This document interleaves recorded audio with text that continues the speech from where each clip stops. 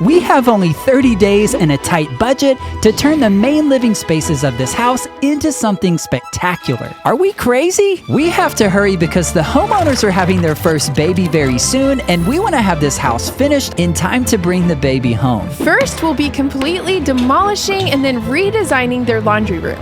Then we'll attempt to make over their living room in one day. Hurry! And finally, we'll move into the biggest project of all, the kitchen. Which not only includes tons of painting, but also building a new dining table from scratch and adding a gallery wall. Trying to complete this project in 30 days will truly test our limits, as we not only have a ton of work to get done, We gotta beat this baby. but we'll also run into several unexpected roadblocks. We could have a problem. So join us for the ride as we attempt a DIY makeover on a time crunch.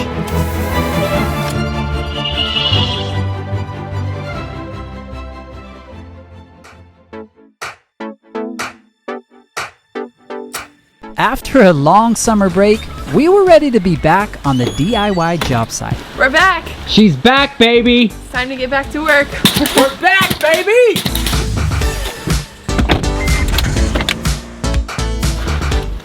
And soon enough, Andrea was back to her old tricks.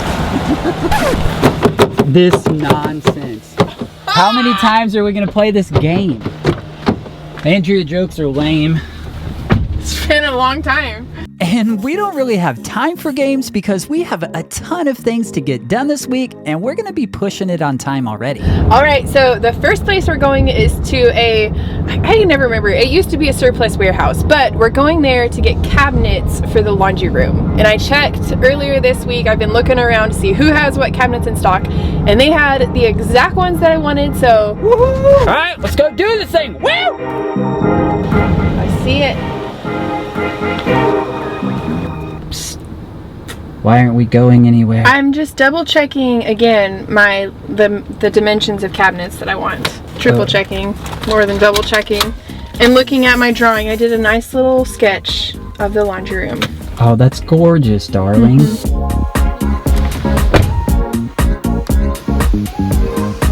Thankfully, they still had the cabinets in stock, and this was a huge relief because nowhere else in town carries this exact size of cabinet. This is what we need for the bottom. And then two of these, for one on each side up top. I need to go find somebody to help us get this down. You don't trust me to get those down? We'll just go get some help, like normal people. So we went for help to get the cabinets down, but Andrea started to get a bit distracted. Could you stop getting distracted? This is getting a bit ridiculous. She's abandoning me. She just left me in the dust, man.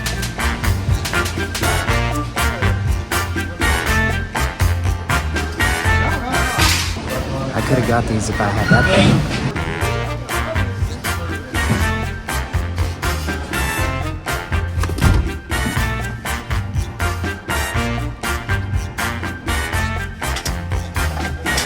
After we finished loading up the cabinets, we were ready to head to the paint store to start picking out a color. Oh yeah, baby. Toe kick in the face, it's perfect. Okay, hey, I did want to ask about you getting mega distracted in there. Like, what in the world was that all about? Are you having issues? Lots of shiny, bright objects to look at. Oh my god, this thing is really kind of making me nervous. I kind of feel like it's a giant dog tongue that's trying to lick my ear or something. Like, I feel like you should be holding these things. Remember last time you were supposed to be holding something while I was driving? Why are we doing a double hold, Dean? because I kind of let it flop over accidentally. I thought I had a good hold on it, and she goes, "Do you have a good hold on it?" And I was like, "Yep." And then right then the whole thing just Oopsie. I don't think we caught the fall on video. What was that? The glass the doors glass for the doors. big cabinet? Oh my gosh. I feel like that cabinet's gonna fall over though. Might want to stick a hand back there. No, baby, I've got the special car seat stabilization engaged. Okay, we are good, darling.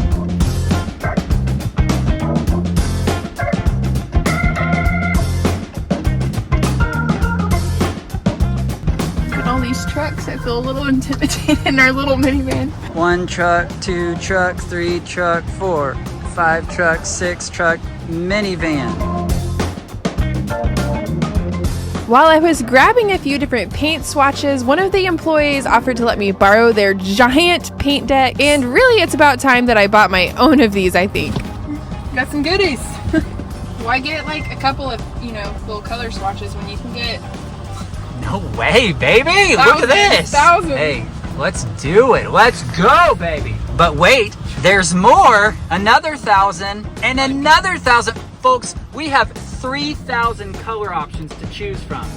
All right, so we've got the cabinets, we've got all of the fan decks of colors, so we're gonna head over to their house and see if we can narrow down a couple of cabinet color options. Dude, what a great house, huh? They got such a great first house. It is so cute. It is. Oh yeah, he sent me a code, hang on. So the code is down. We're in. We are in. Oh no! I just let the cat out. Uh-oh, Hey, Dean, buddy. catch the cat. Hey buddy. I'm not good with cats. Sorry. Hey, you're the new project mascot. We gotta find out his or her name You're and up. gender apparently. So. Look at this darling little, scratchy, little soft kitty cat. All right, let's do a quick tour to show you the spaces we're gonna be working on. We are on a budget and we're on a timeline because they have their first little baby due, but we're gonna be furnishing the living room, just making it feel like them and cozy and just a perfect space to welcome a new little baby. This is their first. It's so exciting. The space is feeling pretty empty right now. They've been using lawn chairs. We actually got our first furniture purchase right there, the leather chair. It's a little bit covered. That was a Facebook Marketplace find that we were so excited about because it's perfect. We have furniture starting to come next week. It's just exciting. We've been working on this, like planning for a while now, but today is like, okay, we're getting in here. We're actually starting to get stuff done. And then next to the living room is the kitchen, and it is honestly great as is. We're gonna do a little update. We're gonna paint the cabinets a different color just so everything is not one shade of white. Do some new hardware, new light fixture, just a nice little refresh that'll make it feel more like them, and I think it's gonna make a big difference, but it's already got such great bones. It's a great little kitchen. Now let's go check out the laundry room.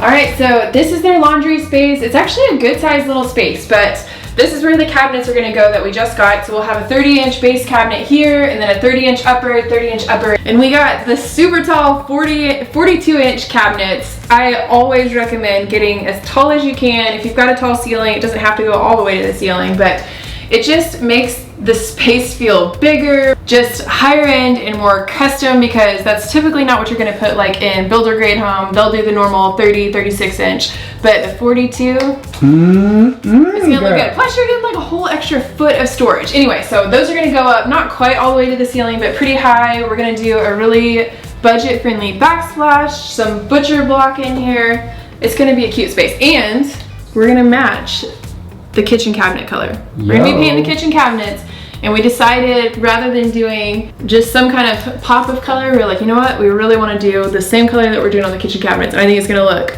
so good. So now that you've seen kind of a general house tour and got a little bit of the scoop on our plans, we're getting hungry. It's time to go get some lunch. Hey, we wanted to pause real quick and just say that if you own rental properties and you're still using spreadsheets or Excel to track all your expenses, there's actually a much easier way to do it. Using this app, you can actually track your portfolio in seconds using just your phone. Rentastic is a property investment expense tracking solution with receipt scanning, transaction management, mileage tracking, and a whole lot more. So in a nutshell, Rentastic aims to be a super simple, easy to use accounting software for all of your rental properties. I mean, people have actually replaced having to pay a bookkeeper every month by using Rentastic. QuickBooks can be very complicated and Excel isn't scalable. But Rentastic, on the other hand, makes it easy for you and convenient to keep track of all of your income and expenses for your real estate portfolio by basically putting all of the most important data at your fingertips. And that way you can spend more time working on your business and not buried in the minutia. And if you're like me, I love building and running businesses and having property, but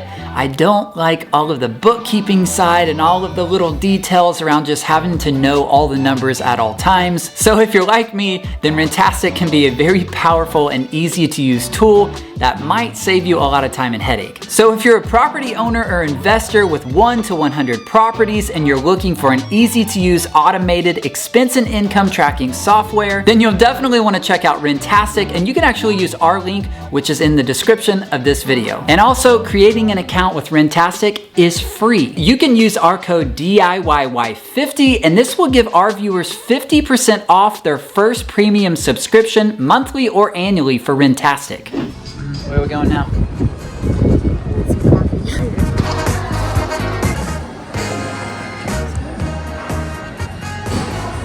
Is this legal? Son of a gun. Great.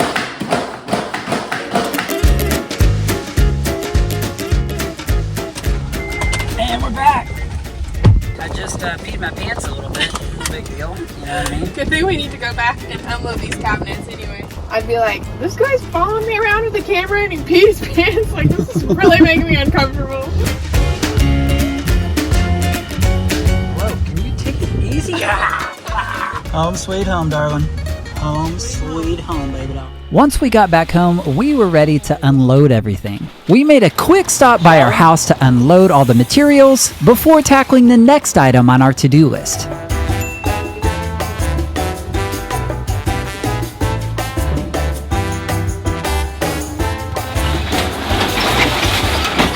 Hey, the camera's giving me a heat warning, babe. Why do you think that is? Oh my gosh, because it's so hot. Hey, guess where we're going, folks? Sing the song. Back to Lowe's! A Lowe's trip, a Lowe's trip. Every single day it's a Lowe's trip. They called and said they missed us and that we can have a pro parking spot if we just come back. No way! Feels good to be a pro, doesn't it? We need a cart, babe. Sorry, you gotta go back out to the end. There she is.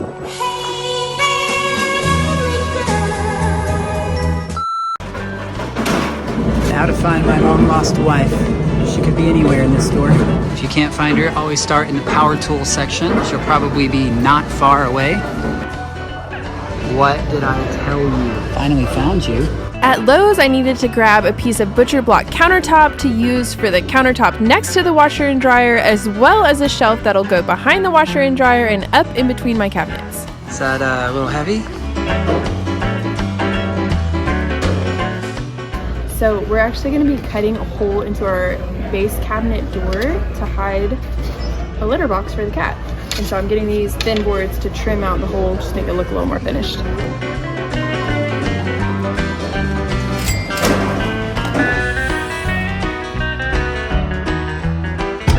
Bye, Pro Spot. Bye, trucks. We'll see you later, guys.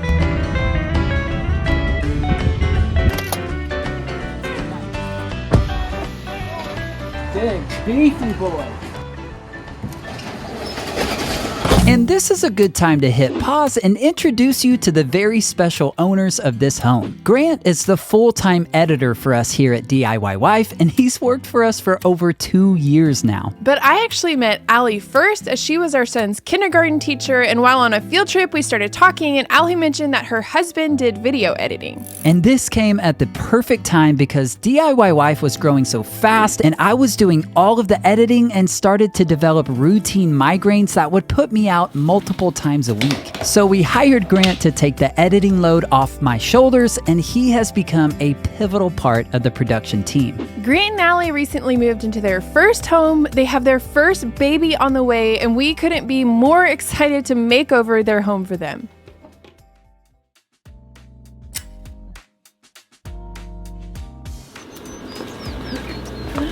Got an extra helper today. Hey-o! Close it, Asher. Yeah, buddy.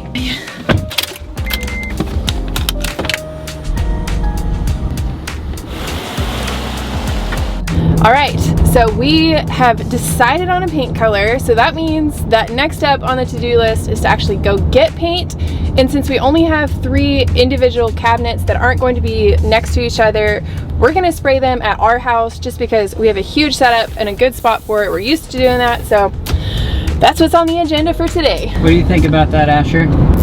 Oh, what? Come on, man. That's wrong, man.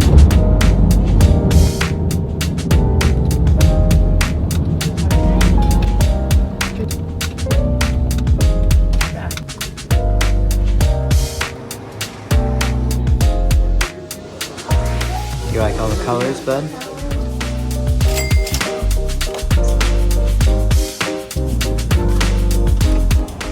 Yo, we're back. Let's do it.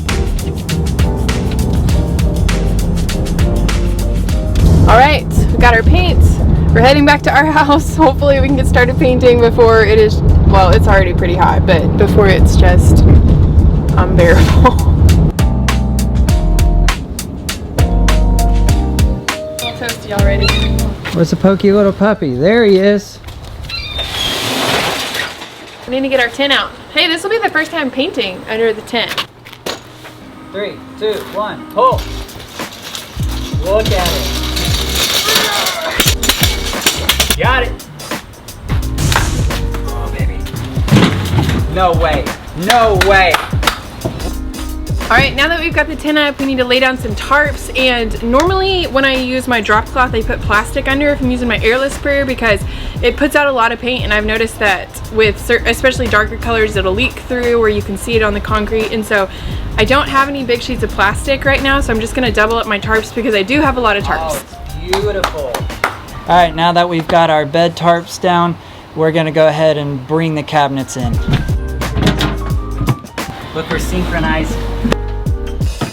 All right, so we've got our cabinets out, but there's still quite a bit of disassembling to do. I need to get all of the cabinet doors off. We need to get all of the shelves out and then arrange everything to where we can spray it all.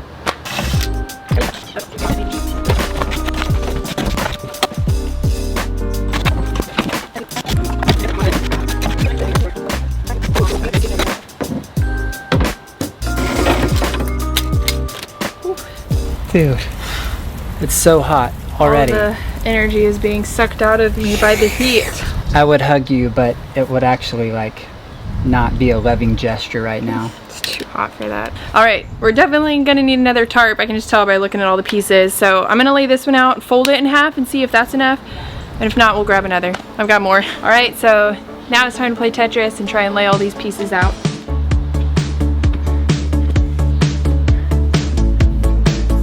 Okay, I forgot, I want to pull the drawer front off of my one drawer for the lower cabinet because I'm not going to paint the drawer because this already has a clear coat on it. So we'll just leave this wood. But all of the inside of the upper cabinets, the rest of the lower cabinet is raw wood. So I am going to paint all the interiors of those. I'm going to flip it all over now. Then we'll put the tripods on after that.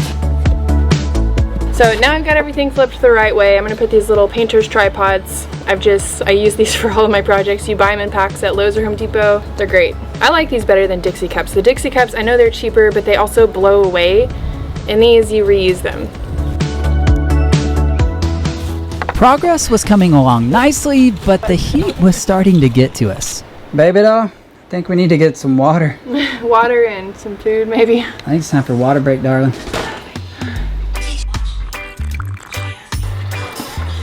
Oh yeah. Hey, what's happening here? Making a smoothie. Frozen nanners.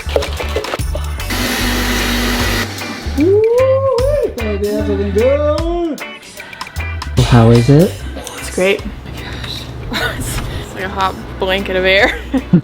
How are we supposed to work out here in this? This is crazy. It's like we're having like record temperatures. And do you know how many days in a row we've been over 100 degrees now?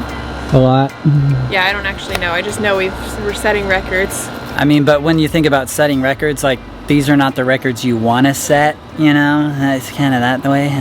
All right, so we're not quite ready to paint yet because in looking at some of these shelves, I realized that some of them, not all of them, have some really rough edges, like too rough to go ahead and prime. I'm gonna do a really quick sanding just on those rougher areas because after I prime, that'll probably raise the grain a little bit since this is all raw wood, so I'll come back with a sanding block after that. So I'm not like going for perfection here, but some of them are just bad. So we're gonna knock that down, blow everything off, then we'll prime.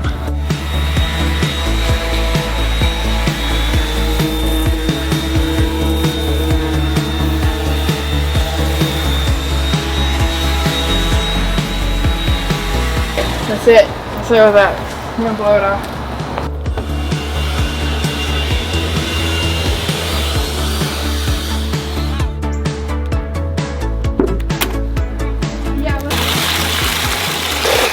Filming and doing other things at the same time is hard. It had been quite a while since I've used this paint sprayer, but thankfully everything was working great. That's a good sign. I personally always prefer to use a paint sprayer versus a brush and a roller for painting cabinets because it just gives a much smoother and more perfect finish. Plus, after all of the prep work done, it still ends up being quite a bit faster. Whenever you're painting raw wood, it's important to use a primer first, but it's a different primer than I would use if I was painting already finished cabinets. This primer has a faster dry time and also sands easier and is perfect for priming raw wood before paint. It's like breathing through a straw out in the heat. So this is just primer, but I did have it tinted to be close to our cabinet colors.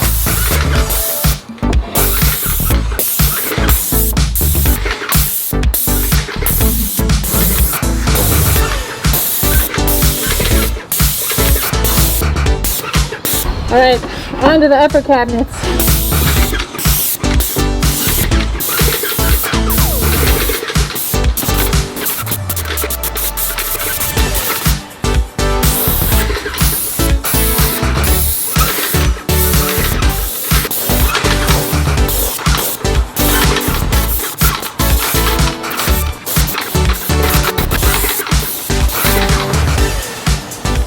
You gonna pass out yet, or you good? I'm having a hard time breathing.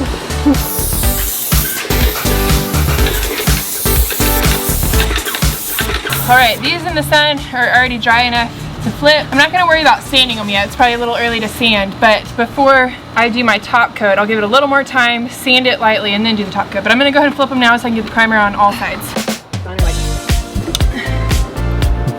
No one looks cooler in a paint mask than you do, babe.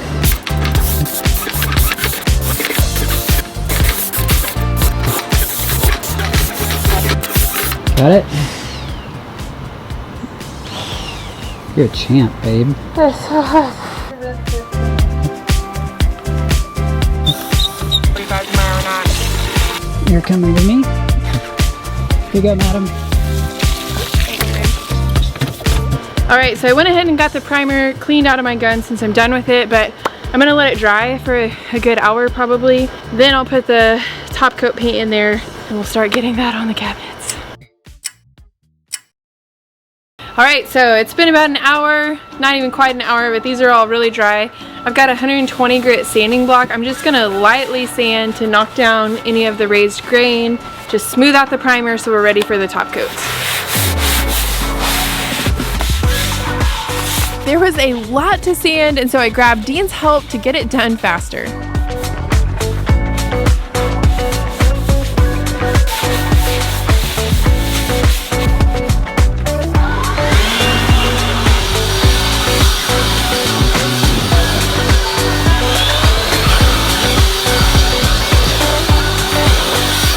All right, so I'm gonna go get the top coat color all set in the spray gun and we'll bring that back over.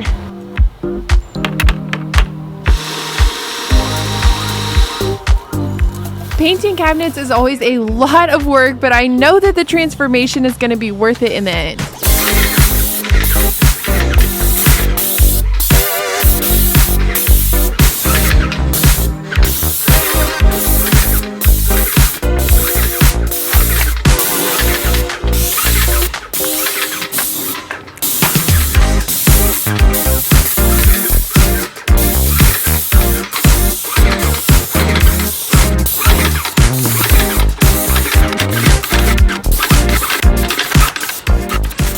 Oh my gosh. Woo. We're getting so close to the... Yeah, good job. Oh my gosh, I feel like I've just like run a mile. That's crazy. I think just breathing through the mask. Once everything was dry, it was time to flip it all over. All right, it's all dry to the touch. We've got it all flipped over. You wanna help me sand? So this is still primer on the other side. We're gonna give it a light sanding and then do 2 coats of the top coat on this side.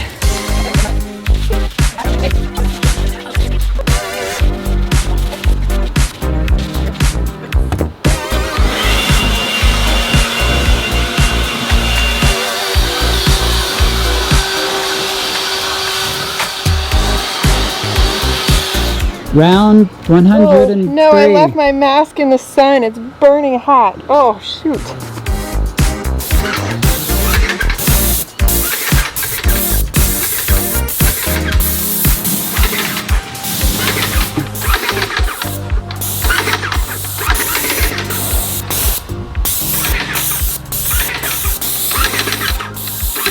All right, that's it. Got a couple of solid coats on there, and they're looking really good. It's drying so fast out here, it's crazy.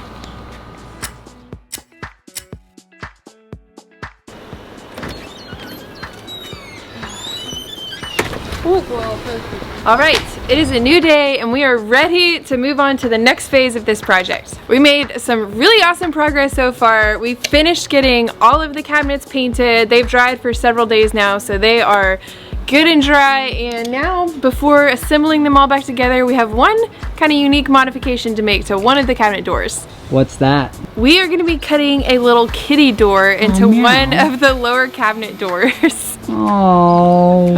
As you've already seen, Grant and Allie have a couple of cats and they have requested a hidden cat litter box in the lower cabinet, and so we're going to be leaving the doors on there but then cutting a little kitty hole for the cats to go in and out. There. Oh no. Alright, so I grabbed these little trim pieces specifically to trim out a little kitty door. This is one of our lower cabinet doors. There's two doors, and so I need to figure out really quick how big I want to cut my hole, and then I can cut these and we'll glue them and clamp them in place. Once I had marked out where I wanted my opening to be, I used my drill to make a hole in each of the four corners.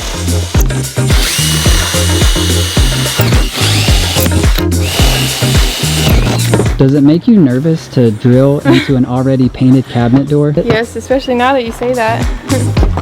Then I used my jigsaw to finish cutting out the opening.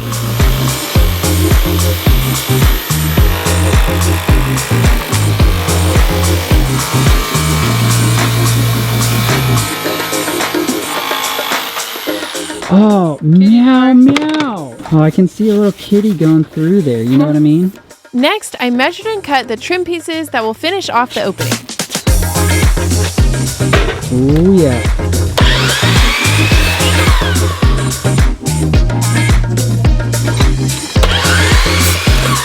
I see where we're going with this and I'm liking it. Alright, we got all of these pieces cut. I'm going to go ahead and sand along this edge just because it's rough, it's sticking up, so these aren't going to lay flat. And then we can move on to actually attaching these.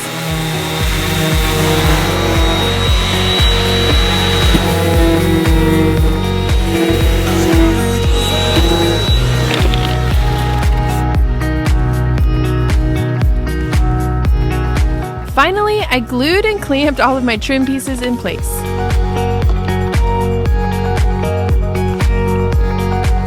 Adding some weight on this side. I've run out of room for clamps.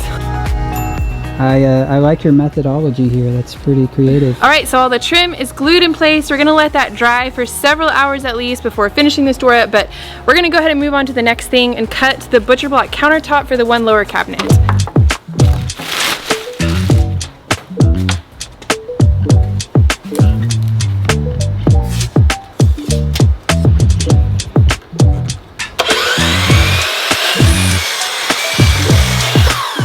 Countertop is 24 inches deep. I had to flip it over to be able to cut all the way through.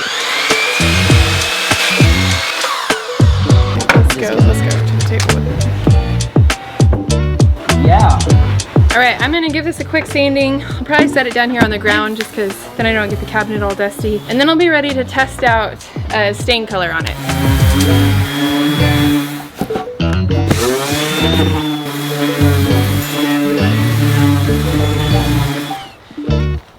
Alright, so I have some of this General Finishes Antique Walnut Gel Stain on hand. It's one of the only kinds of gel stain that I actually like, but I'm going to go ahead and test it out and just see how I like the color on here. Uh-oh, looks like doo-doo. I'm just kidding, that looks really pretty. We're going for a really rich kind of medium to dark wood tone, and that honestly feels perfect, but I want to go see it like with the floors in the space before I commit to staining all of it. So we need to start assembling these cabinets and then we can load up We should probably get some water first. It is so, can you like see? I'm like dripping sweat. Yeah, you're just a little sweaty. No big deal. All right, drink time. Water break. I don't want to go back out there. Don't make me. Back into the heat. Let's do it. All right, so we're ready to load all the cabinets up. We got a little bit smarter and we decided let's assemble it all at their house in the air conditioning versus out here in the blazing heat. Before I go ahead and put the saw away, I remembered I need to cut the toe kick that'll go at the bottom of that one base cabinet, so I'm gonna do that real quick while we have the cabinet here. Come on, magical minivan. Loading a bunch of building materials into the back of a minivan always feels like you're playing a game of Tetris, but today I feel like we won the game. Survey says we are in, baby doll. We made it! Now we're in the car, scarfing down our lunches here. After we finished lunch, we were ready to bring everything inside. Come over here, Kiki. Give me some love. Don't bite me. Oh, a licky lick. You don't want to go out there. Oh, you don't want to go outside, kitty. It's over 100 degrees, I'm telling you. Love what they're doing with the place. Love the furniture. It's amazing.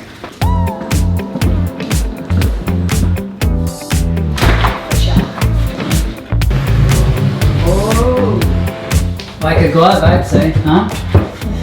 Countertop. I'm just trying to get a better idea of if this is the right stain color. I think it is because I wanted just barely lighter than the floors, but still keeping it pretty dark. I like it, but I wanted to see, this is, you know, one of the upper cabinet doors, so I wanted to see how the paint color looks with the stain color. It's looking good. All right, so step one before we can install anything is we need to remove the existing shelves. They're pretty simple, so I don't think, well, looks can be deceiving. Hopefully this isn't too difficult.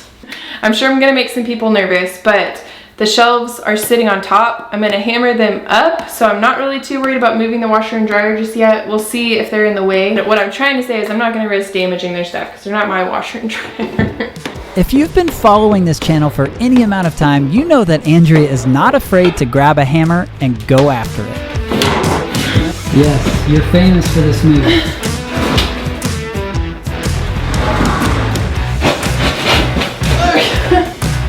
That's probably the easiest part because it's the stuff that's stuck to the wall. Hopefully it's not glued to the wall or screwed for that matter.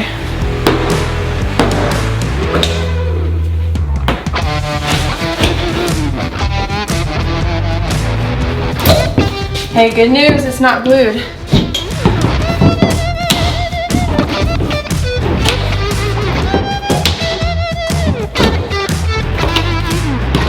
Good work, girl.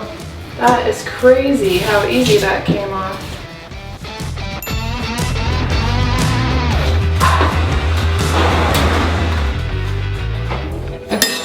All right, I finished up the little mini demo and we are ready to move on to the next thing. And I do want to go ahead and mention that all of that is going to be covered up, so I don't have to worry about any drywall repairs, which is so awesome. Speaking of which, our next task is actually going to be installing a backsplash, and I'm going to be using peel and stick subway tiles that I got on Amazon. I've used these before at our last house for a laundry room and I absolutely loved it. It holds up so well in a space like a laundry room. I wouldn't recommend it for something like a bathroom where it's really, really wet, but for this, perfect. It's cost effective, it's really easy, and it looks incredible. All right, so before I actually start sticking, I went ahead and drew a level line just so I can make sure I'm starting these out straight, because the rest of it is going to be based off of however my first piece is laid, and I don't know that my corner is going to be perfectly straight.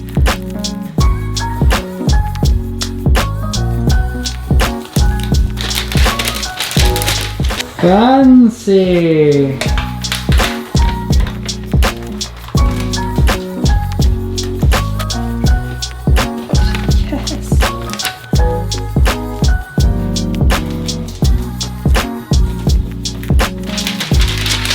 I feel like it looks pretty good. Yeah, it does look good. Fancy. It's gonna look really good when it's done.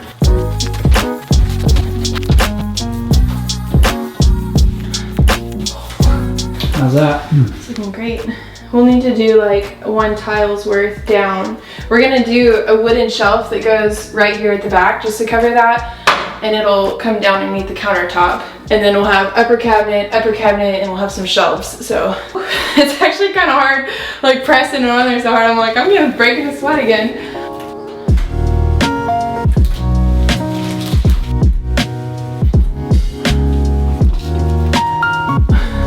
Once I had all of the whole sheets of tile up on the wall, all that was left was to measure and cut a few more pieces to finish it off.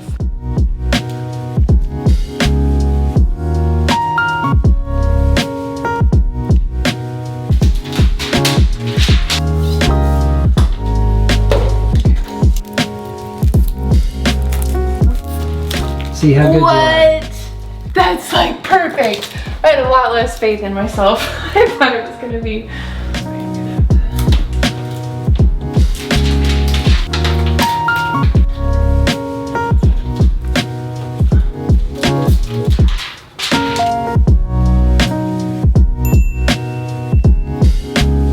And before finishing up for the day, we always like to clean up the space. All right, well, we made good progress, but it is already time to go pick up our kids from school, so we've got to pause and we'll be back tomorrow.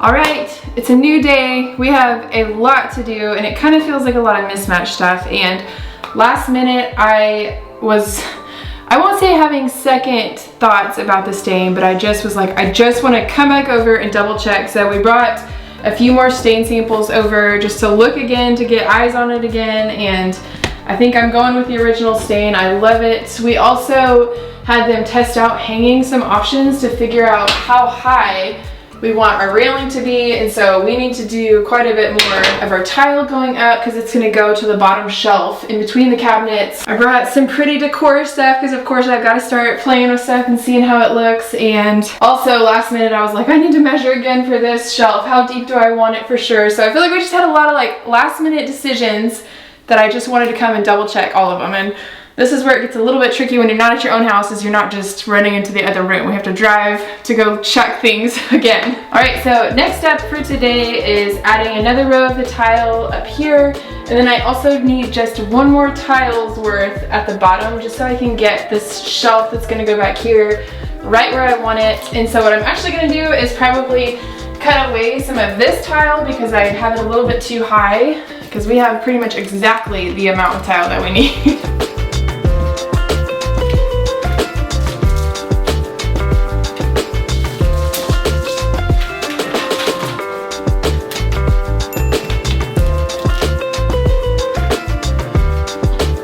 Excited about how this is going to turn out.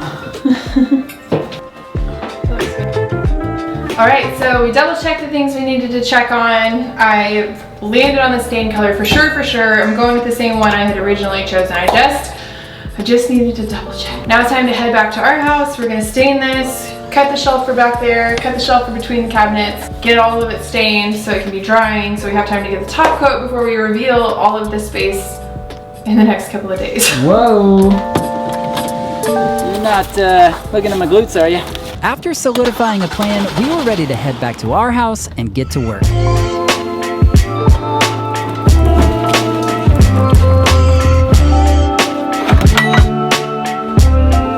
All right, so next I need to rip down the shelf that's gonna go on that part back behind my washer and dryer. It's gonna be 10 inches deep, so I've got my saw set up here with the rip cut guide to cut to 10 inches. We're gonna use the leftover piece of butcher block. We're going with the same wood so it looks really good.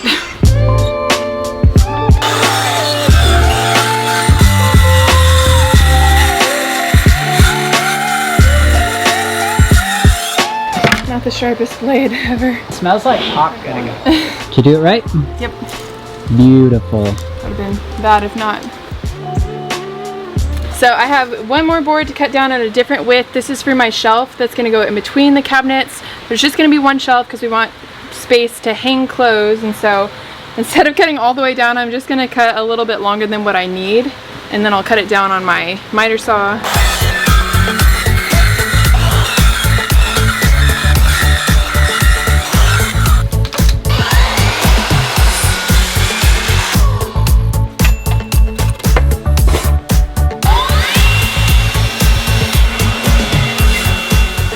Next, we're gonna go ahead and sand both of these shelves lightly, and then we'll be ready to finish up the stain.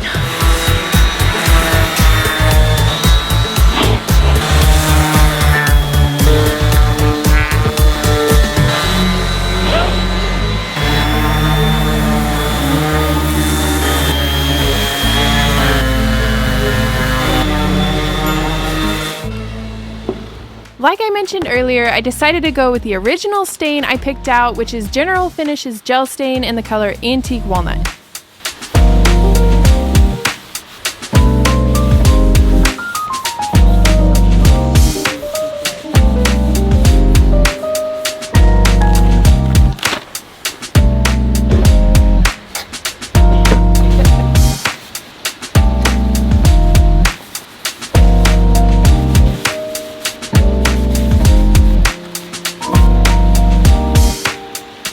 Oh, it's great. It does. I'm glad. I feel good about this stain color. All right, now I'm gonna go ahead and stain the countertops.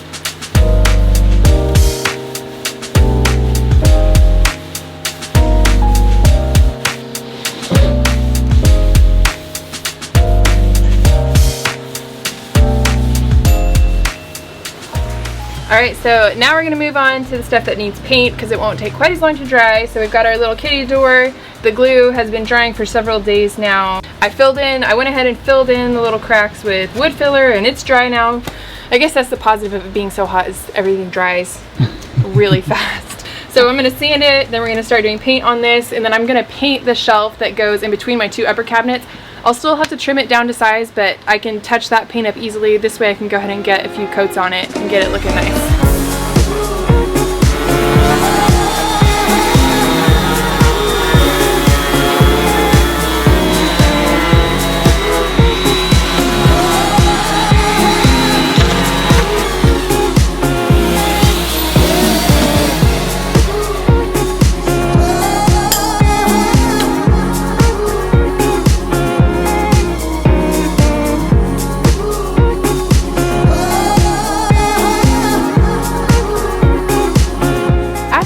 Painting the first coat on the cat door, I moved on to painting the shelf that will go between the upper cabinets.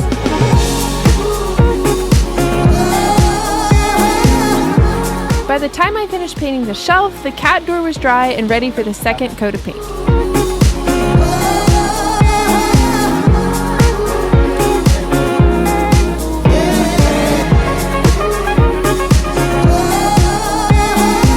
After the paint on the shelf dried, I gave it a light sanding and then applied a second coat of paint.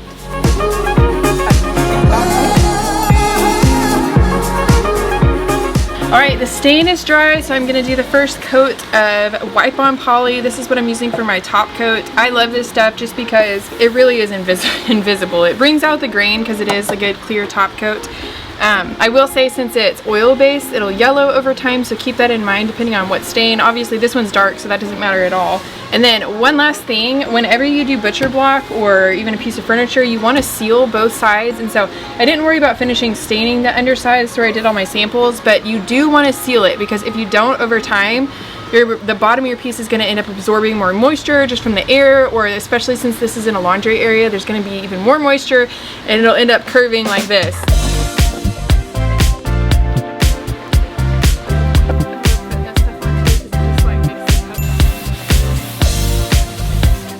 After all of the paint and stain was dry, we loaded everything up to head back over to their house to get everything installed.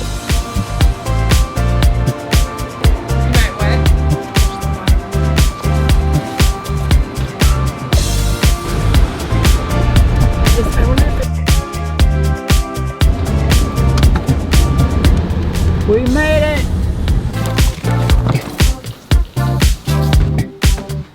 Uh-oh, goodies are showing up. Looks like a light fixture. Kiki, we're back. Here we go.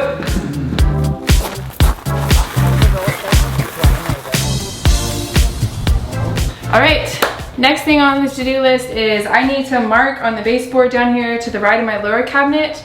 Then I'm gonna cut it with my multi-tool so I can pull out the baseboard so we can get it all the way flush with the wall. So I'm gonna go ahead and mark and then pull this cabinet out and we'll get it done.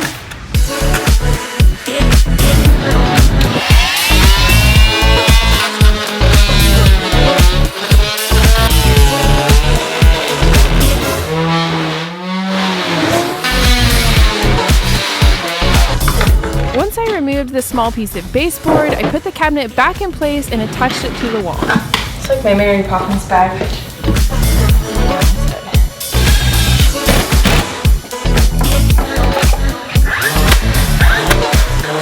After I got the cabinet secured, I was ready to go get the butcher block countertop. That looks great. Yeah, that looks amazing. Then we're gonna have a little kitty door. Oh, kitty meow meow door.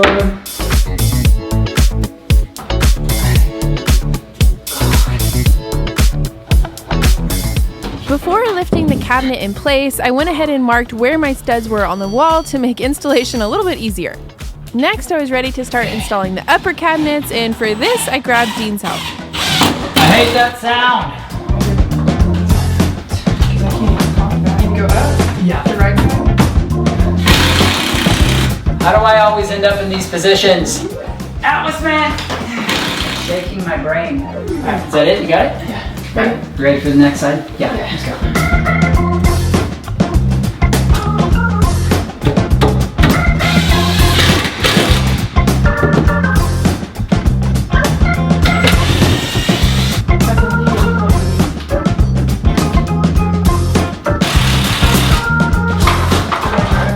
After getting the cabinets level and secured at the top, I went ahead and added a couple of extra screws at the bottom as well.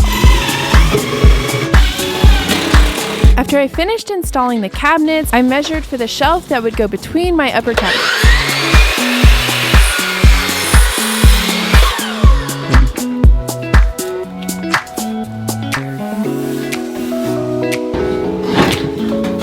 Look like a glove, baby.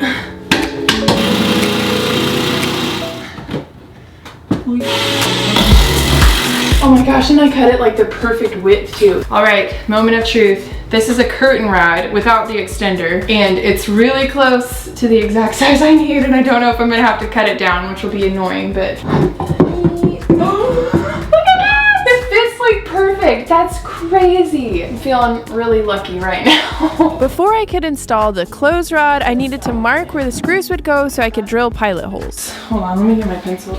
I'll just be here waiting. It's a good thing I put on deodorant.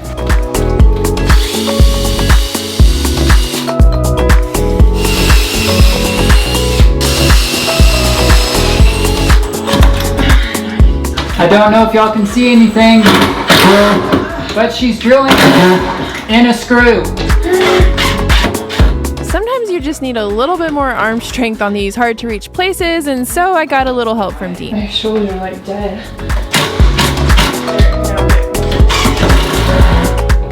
DIY Dean on the scene.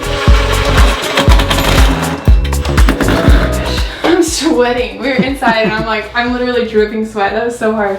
Hey, but it looks amazing. It does look really good. All right, we ran out of time. Dean is going to pick up our kids at school, but we really want to get this finished by tomorrow. I'm gonna keep working on this shelf here.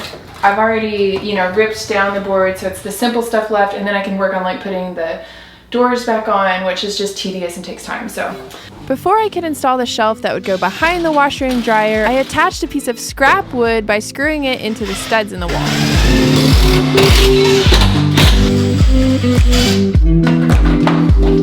After I had my support boards installed, it was time to measure and cut my shelf. Basically, I just need to figure out how much I'm cutting off of here. Maybe about a 1/4 inch. Let's go make a cut.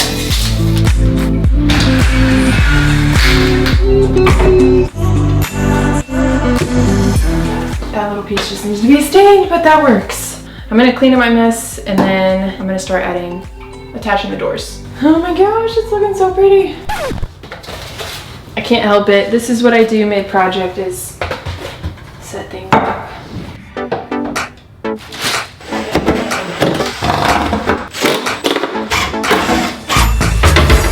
Here we go. Oh, kitty door's so cute. Oh my gosh. Okay, I'm gonna make Dean proud. I'm gonna move the camera. I don't even know how to get this thing off this way. My excellent filming. Okay, Moving on to an upper door. I'm really excited to get these tall cabinet doors on. I feel like I need to redo our laundry room now though, because my laundry room is not very pretty. Holy cow. Maybe I should move the camera, huh? It's so hard to hold the door up and put the screws in at the same time. Cabinet color is perfect.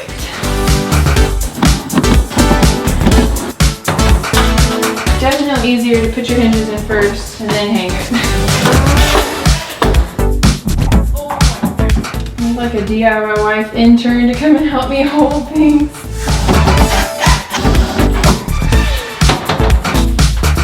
No peeking. We'll finish it tomorrow, but I don't want them to see it at all until it's like done, just because that's more fun. See you mañana. So this is probably a good time to pause and share a little announcement. Some of you may remember a video we did a while back saying that we were actually in talks with the TV network. We've been trying to keep that conversation under wraps until it was finished, but now over a year later, it's official. DIY Wife has a TV show that will air on Dabble TV.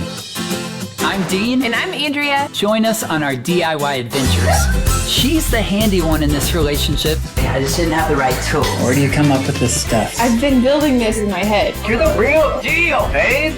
We transform spaces, big and small, Show off some amazing furniture flips. designing, demoing, building, and painting. You'll meet our kids and have plenty of laughs along the way.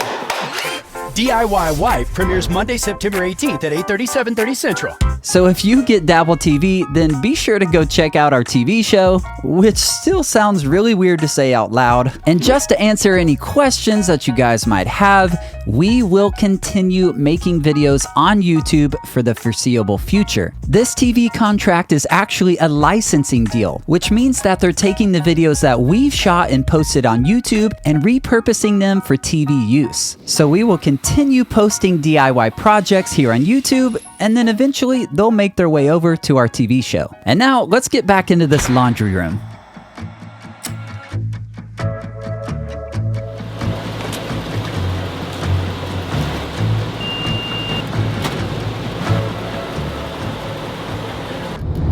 Big day today, huh? Yep.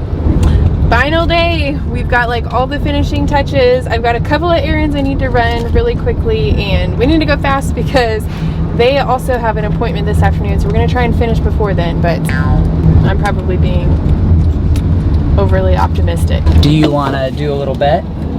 No, because I feel like you slow me down on purpose with the camera. No. All right, let's just go to Lowe's and let's get started. Let's see if we can get this done before lunch. Oh, hey. No way, we're pro now. All right, bud. She's already running off and leaving me because she doesn't want to wait. She wants to get done before noon. Dude, this is ridiculous. I have to run to keep up with them. In Lowe's, I needed to get a couple of things to finish up the cabinets.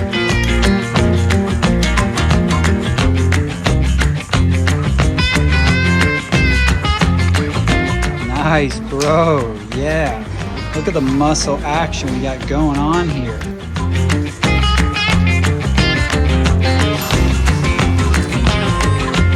It's not looking too good for me up there.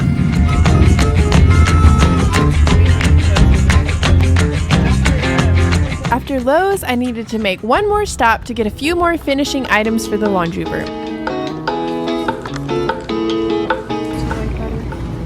I don't know. You tell me, you're the designer. I was thinking, like, I don't know, do we want like Hot Pockets or like Tostino's pizza rolls? Like, I don't know. I'm just kind of going back and forth, really. What are you thinking, Asher? Yeah.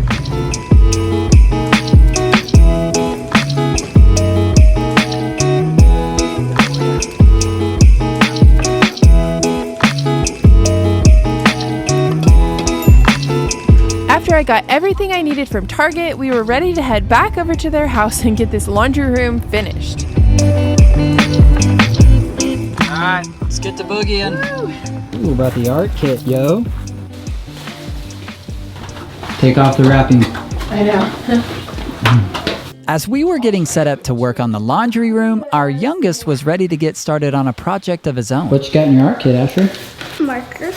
All right, We're back. We're so close to getting this space finished. First up on the agenda today is to cut the crown molding because I need to get that up, get it caulked, put some trim pieces, get that caulked, and then we can paint it all. But that's going to be our biggest time factor because the caulk has to dry, the paint has to dry in between coats. All right, so let's get measuring and cutting for crown molding.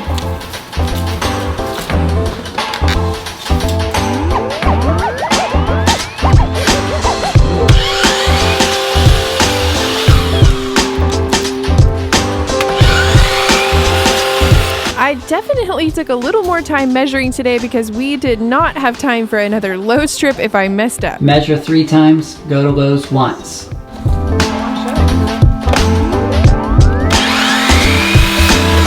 Once I had the crown molding for the first cabinet cut, I started installing it using a brad nailer and a piece of tape to act as an extra set of hands. How's it look? Great. Once I finished installing the crown molding on the first cabinet, I used some wood filler to fill in my nail holes.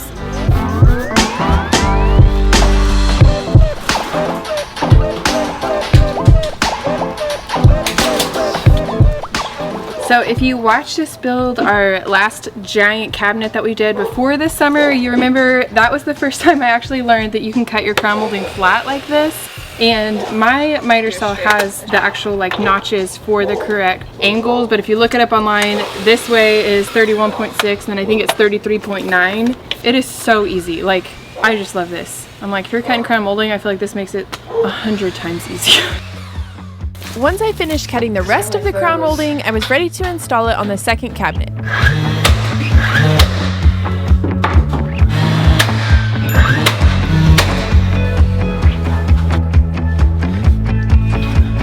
Alright, I've got all the crown molding up. Next, I bought just a really thin piece of trim to put on the edges of the cabinet because either the wall or the cabinet, it's just not sitting completely flush and I want to get a clean line there because it's too much to caulk. And so I'm going to nail up a couple of trim pieces and then I'll be ready to caulk and paint this thing.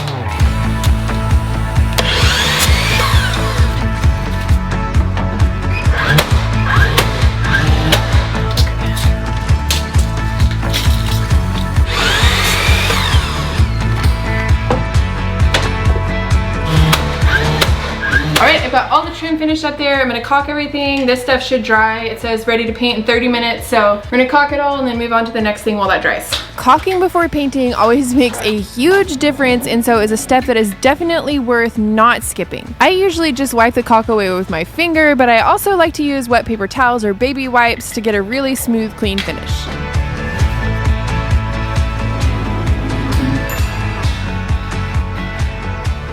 Alright, so I've got the trims all up, it's all caulked. We're going to let that dry for a little bit. I'm going to keep putting the hinges on these last two doors.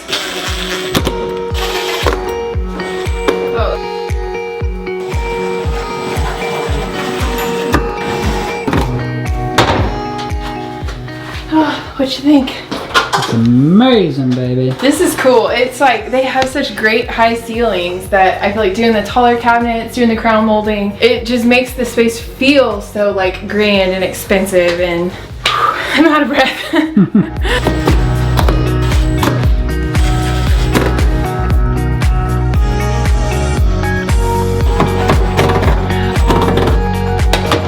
We are so close. I've got all the doors on. They're all straight and level, which takes a little bit of tweaking. Ready to get the first coat of paint on, and then I think we'll pause for lunch. We're definitely gonna barely finish this today.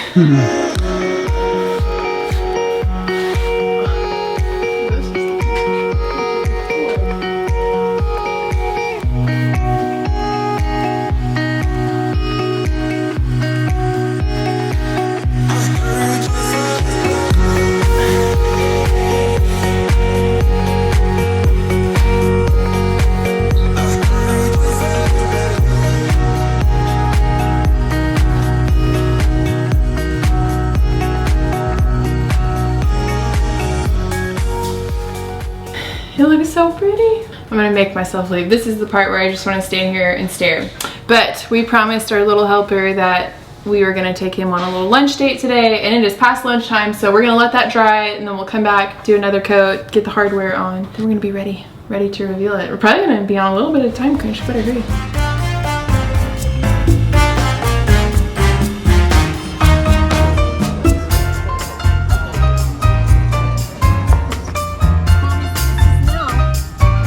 hot. Let's get the boogie in. All right, we're back. I'm gonna quickly do a second coat of paint and then it'll be time to attach the hardware. We're so close. It's looking, I love it. It looks so good. Calm down, I baby. say that a lot.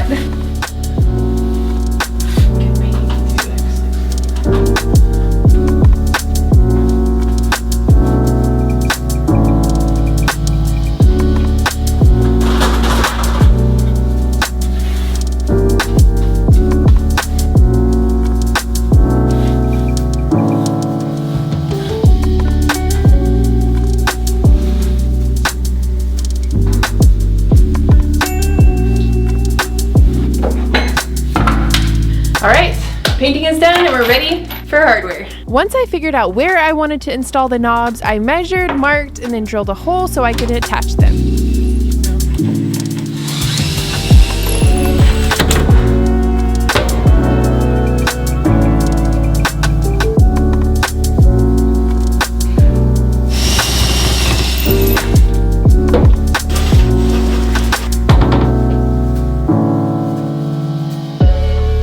After I finished installing the hardware on the upper cabinets, I moved on and did the same thing for the lowers to finish up the hardware.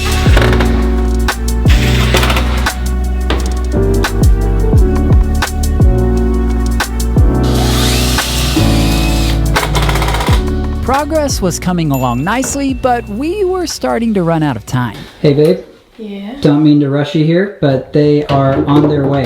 They were on their way and it was pretty much a mad dash to the finish line. Hurry, babe. Hurry. What's half of 27 and a half? Why are you asking me? I'm not a mathematician. It's so cute. I like it.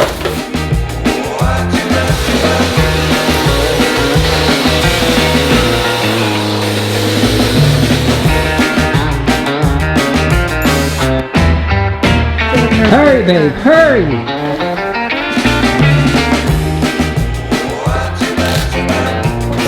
What, babe? We got it. Just came out of there. Babe, they are Thankfully, we got it finished just in time, and after a couple weeks of hard work, we were finally ready to reveal this laundry room to Grant and Allie. Alright, guys, come on down. What?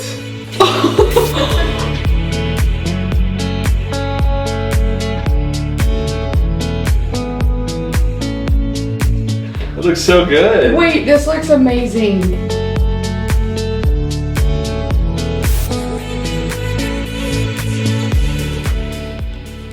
The cabinets are so big. Aren't they so awesome? Awesome. I love the color of this too. I'm Wow. so shocked. Yeah, seriously. It looks so good.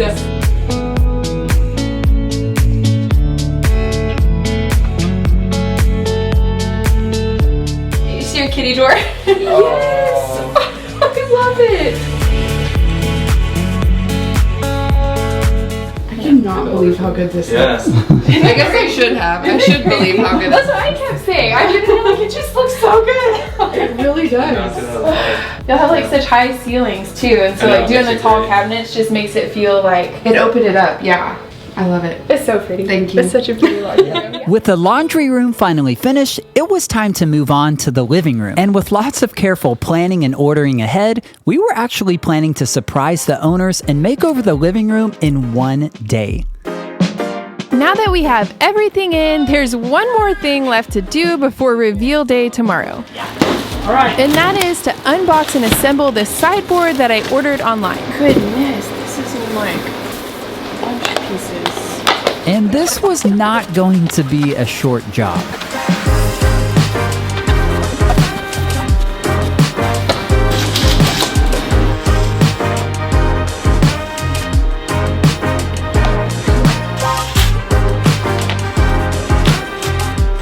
Kind of feels reminiscent of our furniture flipping days, putting hardware on the furniture on the living room floor.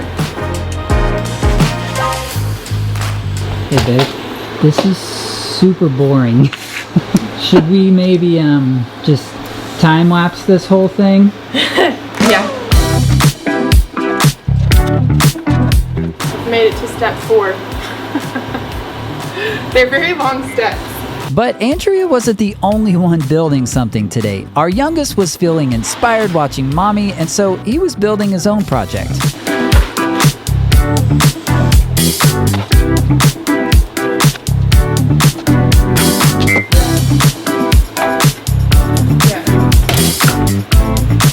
I guess this is how you buy pieces, you know, that are less expensive, is you have to build them yourself.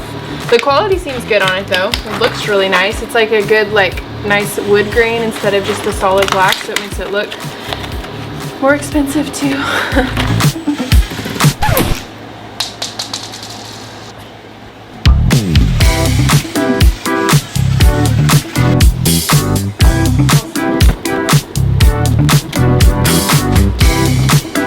And finally, about 2 hours and lots of screws later, Andrea finished this piece. Nice work, baby. It's good. I'm glad we didn't leave that for tomorrow. Tomorrow, we want to finish their entire living room setup. And you would think that would be fast, but it probably won't be. I already put the entryway table together. I didn't tell you that, so we didn't film that. Sorry. It was boring. It was much faster, much simpler. All right, well done.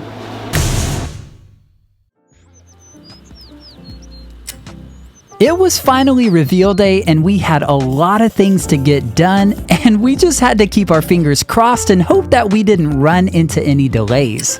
The first task of the day was to pack up curtains to take to their house, and since the ones I wanted have been out of stock for quite a while, I had to come up with a pretty unique solution. Stealing the curtains from our house, babe.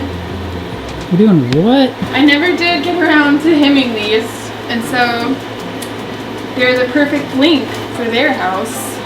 So I really love these curtains. They're kind of the perfect beige type color, and we don't want white just because there's so much white happening already.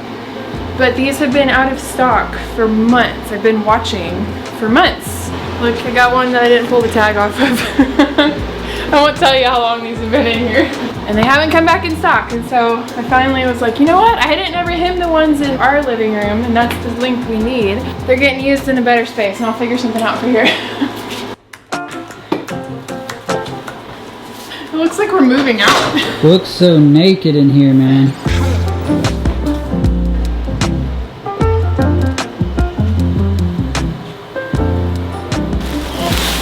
These are so heavy. I was thinking I'd fit pillows in here with the curtains, but I'm breaking a sweat. We're not even outside yet. While Andrea was inside taking care of the curtains, it was my job to go outside and get the van ready to load everything up.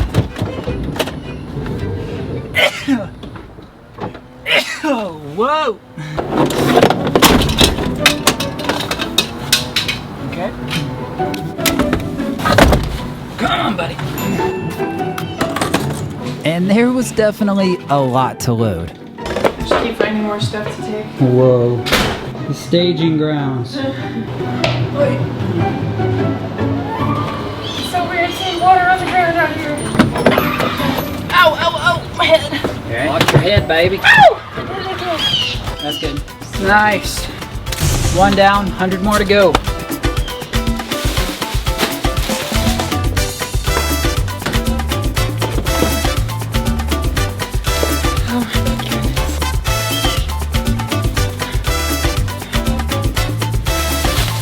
You can do it, buddy. I believe in you.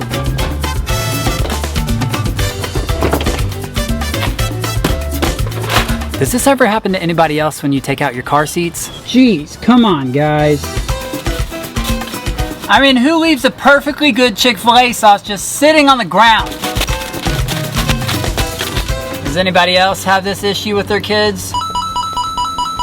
How do you leave this many socks in the car? I don't get it. Wait, I have a better idea. $5 says I can make this first try. Are you in? Yeah, that's like a coffee. All right. You missed! Get out of here. And now I've got into your mind.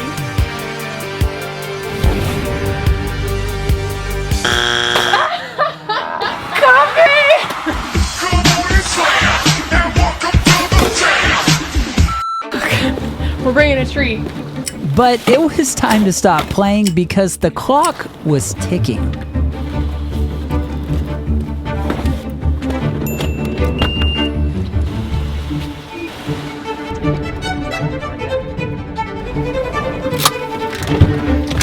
do this. If we were going to reveal this living room today, we would need to hurry. We bring goods! But it didn't take long before we had our first potential problem. We could have a problem, a little kink in the plan. So Grant is pulling up right now, probably to work on one of our videos in his home office, but we can't let him know that we're doing a full reveal today. Okay, we're just gonna act like everything's the same. I left my headphones here. Oh, It's still a mess. Okay. we dodged a bullet. Uh-oh. Look how cute it is. It's just simple. This will be like their little entryway. And I talked to Allie. She said a table would function better for them than a bench. So that's what we did, except I didn't show her this. A lot of the things, you know, we talked about, they helped pick out like the couch, the chair, because we were really just wanted to get what they loved on those. But then some things I just ordered without telling them. So there's gonna be some things they haven't seen at all. And then of course they haven't seen it all together, so. Woo! Let's get a big boy. All right, we got everything unloaded from the car. A little bit out of breath, a little bit sweaty. We were ready to start putting this place together. So step one, gotta move some stuff out of the way, get the rug down, start putting their couch together, which, Grant and Allie, I'm so proud of them. They got the couch several days ago, but I asked them, don't open it, don't set it up yet, let's have it all be a surprise. And so I can't believe they actually did it. That might have actually killed me, so good job, guys. After clearing out some space, the first thing I needed to do was lay out the rug pad and the new rug. So pretty much every single one of Allie's favorite inspiration photos had this rug in it. And so I said, all right, well, I think we know which rug we're gonna get. She just likes the really earthy tones in it, the greens, the browns, a little bit of black, and so that was an easy decision. The rug pad's a little bit too big for the rug, so thankfully that's an easy fix. I'm gonna trim it. Well, I say easy, that's a thick rug pad. They did already have this one on hand. It's a really nice thick one. If you get these thin printed rugs, a good rug pad is a good idea because they're just not very soft. They're soft, they're just not very squishy. But cutting this rug pad turned out to be a little more tedious than expected.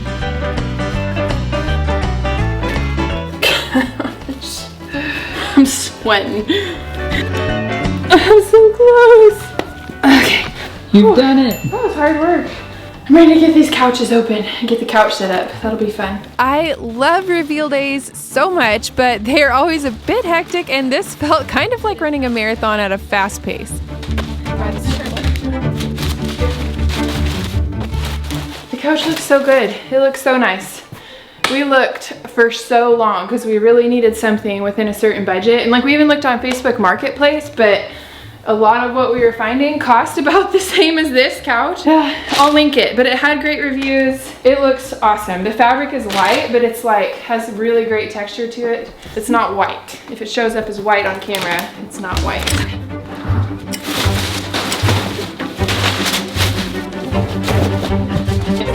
Now let's see if I can actually get these hooked together. I got it. Oh, really? So I had to unhook this piece because this one needs to be lifted to hook onto this one, and then this one gets lifted to hook onto this one. Nice. Dang, it's like so easy with the second person that I can't even tell I got it. All right, so my plan is to try and get all of the big things in place first because I can already tell I've got the couch here and I need to move the rug that way, but I want to get our TV console, which is actually a sideboard that we found online.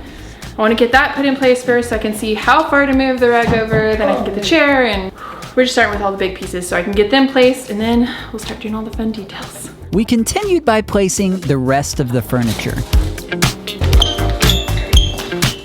Oh, it's looking so good. Okay. All right, I think we have all of the main furniture about where we'll want it. I can kind of fine tune it as we get everything in place, but next I want to get the coffee table put together. We ordered this coffee table online, so this is my first time seeing it in person, and I was a little bit nervous about what the wood stain was gonna look like. Oh, it's like a really pretty color. That just looks so perfect.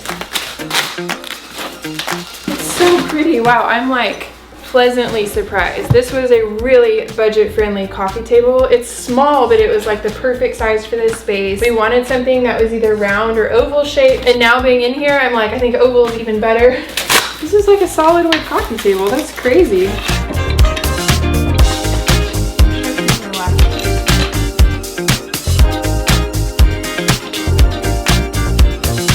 Ready for the reveal? Wow, it's heavy.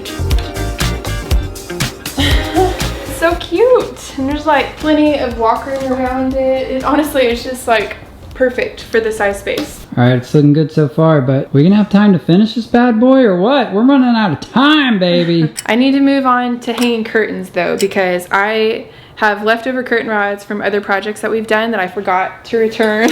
And so, I mean, they're all brand new, but I was like, hey, perfect. We've got curtain rods already, but I need to make sure I have enough and that they're the right length. Progress was coming along nicely, but we still needed to hurry. Thankfully, the curtain rods turned out to be the perfect length, which meant we didn't need to go out for more curtain rods.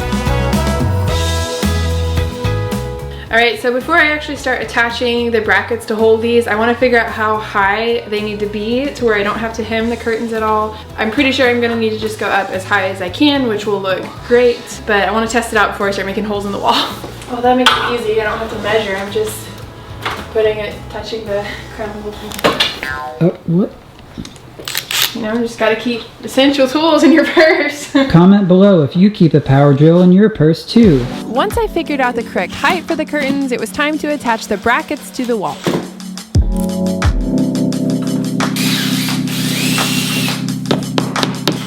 So one thing I pretty much always like to do that I feel like makes your curtains look 10 times better is double them up on both sides. So instead of just doing a single panel on the right and the left, I do 2 panels on the right, 2 panels on the left, and I know it's twice as expensive, but to me it just looks so much better because it looks fuller, it gives it more of a custom look. It just, to me, is like hands down worth it. I always do that, even on these tiny windows. I held it up. I'm gonna go ahead and try it out, but I don't think it's gonna look like too much. So there's a little tip to make your curtains look better. Train those curtains, darling. I'm so proud of you that you know what that is. Trained, untrained. World-renowned curtain trainer, DIY wife. That looks so much better. Curtains cower at your presence. I love curtains. Can we put any more curtains up? Yeah. Like, I mean, I don't need to eat lunch today. What? This is energizing. With one window down, it was time to move on to window number 2.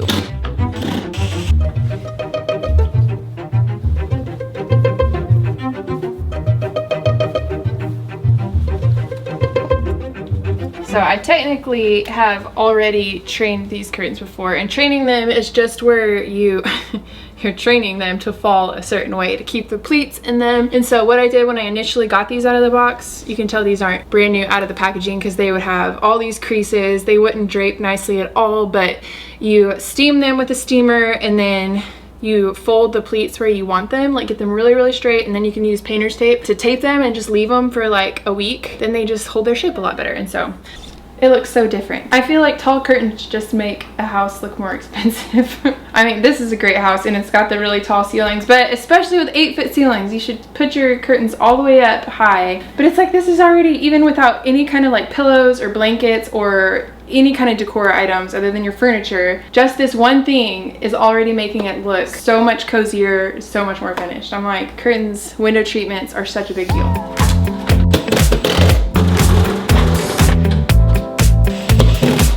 Finally, I moved on to the last window until I ran into a bit of a problem.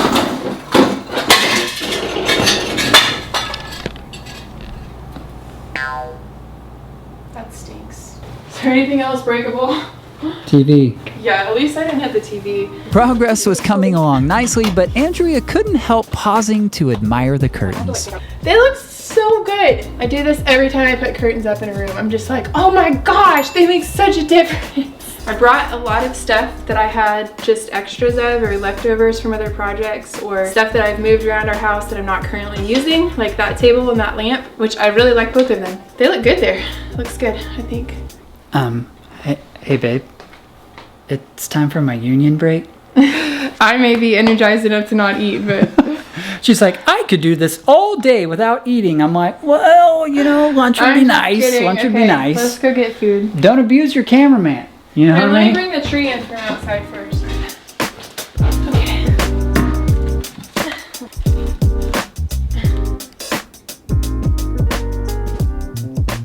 This is gonna be quite the shocker. I hope. I think it will be. And with that, we were ready to hit pause to go grab some lunch and go get some more materials to finish off this living room. We were trying to be mindful of time, but the restaurant and road construction were not doing us any favors. No. No! Well, on to greener pastures, I suppose, yeah. Yeah. Oh, come on, brother! Is this legal? I don't know. We're doing it. So, how about that coffee you owe me? Gotta get a girl her coffee, you know? Hey, you made a bet. That's true. Oh yeah, that's like a coffee. All right. Got it. Got it. All right, give it a rip. I mean, give it a sip. How was it? It's a taste of victory. All right, where to now? Well, now we gotta go replace the lamp that I broke. Nothing brings me greater joy than to enter Target again. You can stay in the car. What? It's actually my job to follow you around everywhere you go. So I'll be nipping at your heels. Delete that. I'm not deleting it. It's going in there, baby. Wait for me!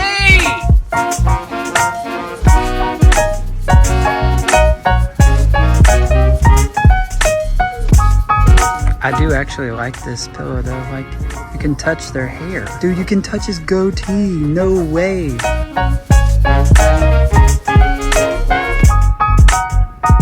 I like all these nitrogen cartridges they have down here. It's really cool. I thought I knew what I was getting. Who knew I was gonna take so long? Pick a different lamp. You knew. Oh, sweet. Let's get him a lava lamp, babe. Hey, I found a lamp for him. Hey, don't, you can't break two legs. Even though we were strapped for time, a quick run to Target is never quick. Dude, what are you doing? Those are so fun. The kids love those, and it's What like half are off. we doing? I'm gonna hang on to this. You hang on to that. Okay? Me and the lamp just riding together in the front seat. Whee! We made it, Lampy. Hey, I've got a shocking bit of information for you. What? We have less than an hour to finish. We have mostly the small, like, finishing, styling stuff, and then we've got a really big mess to clean up. But before we get to all the last little details, I want to do this little entry area here. We got the new lamp. Hopefully it fits. The other one was a little big. I didn't like that lamp anymore. I'm just kidding. I did. I liked it a lot. So we need to hang a mirror. Let's do that next. So I brought a few of these from home in case I needed to hang anything, because they're super easy. You just, with your hand, push it into the drywall like that, and then you hang your stuff on it. You know, it doesn't work though if you hit a stud, and I think I'm hitting a stud. So just kidding, we hit a stud, so a nail will work just fine. How's it look? Oh, that Looks good with you in it.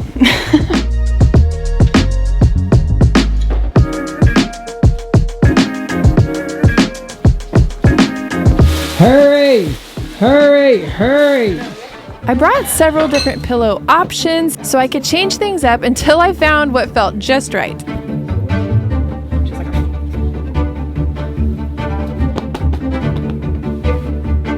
To brown or not to brown?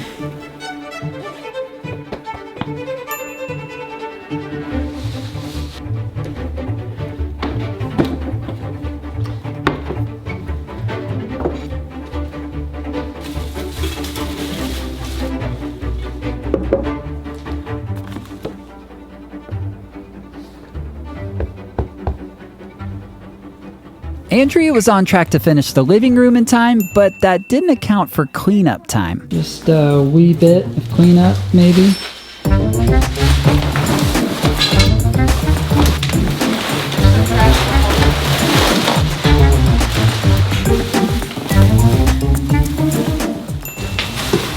Almost hit that lamp again. Thankfully, we finished right on time just as they were pulling into the driveway. Go get him, babe.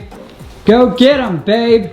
Go get them. Don't mess anything up. Well, maybe they had to wait in their car for a few extra minutes, but finally we were ready to reveal this living room to Grant and Allie. Okay, so we said this was a partial reveal, but things came in early. Okay. So we're doing a full reveal. Go ahead and look. What?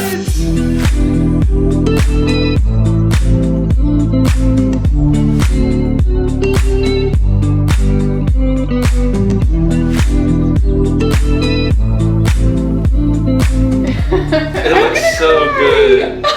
It looks so good.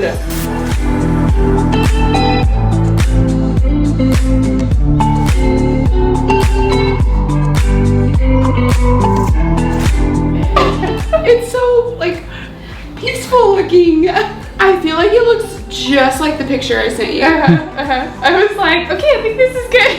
The couch. Yeah, it's so. I know. I was like, I feel so bad that you guys didn't open it when it got here, but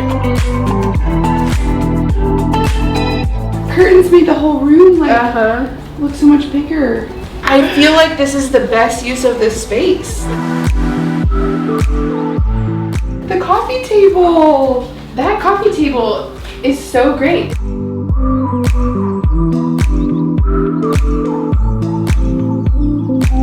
It looks so good. It does. And what do you call this? TV stand? Side table? Woohoo! It's so cozy. I love it so much. Is that our mirror?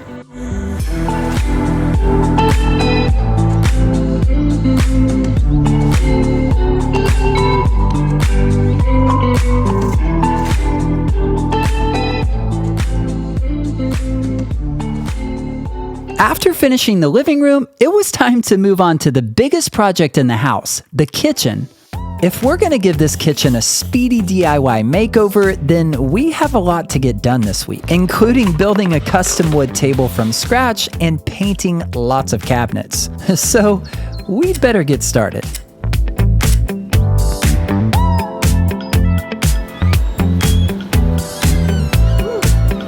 Ready for action? Yeah, man. Dang, I'm ready for some fall weather. It still feels like summer.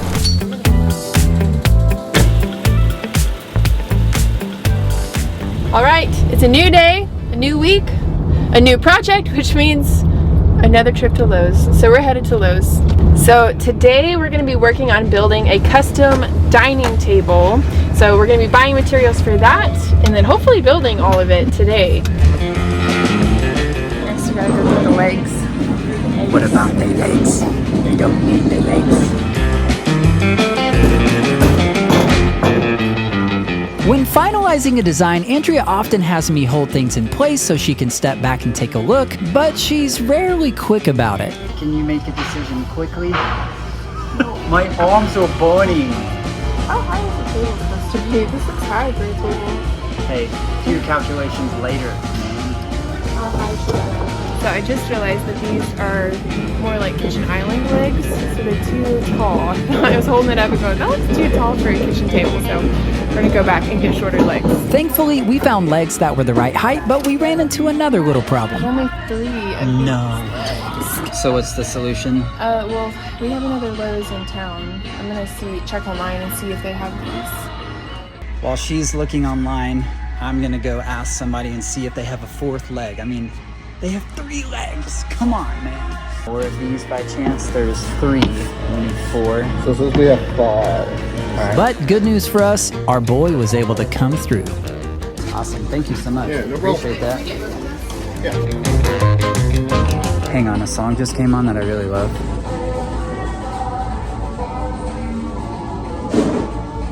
Oh, Andrea's gone. She can't handle it. Put the wink on it, baby. There it is. Yes.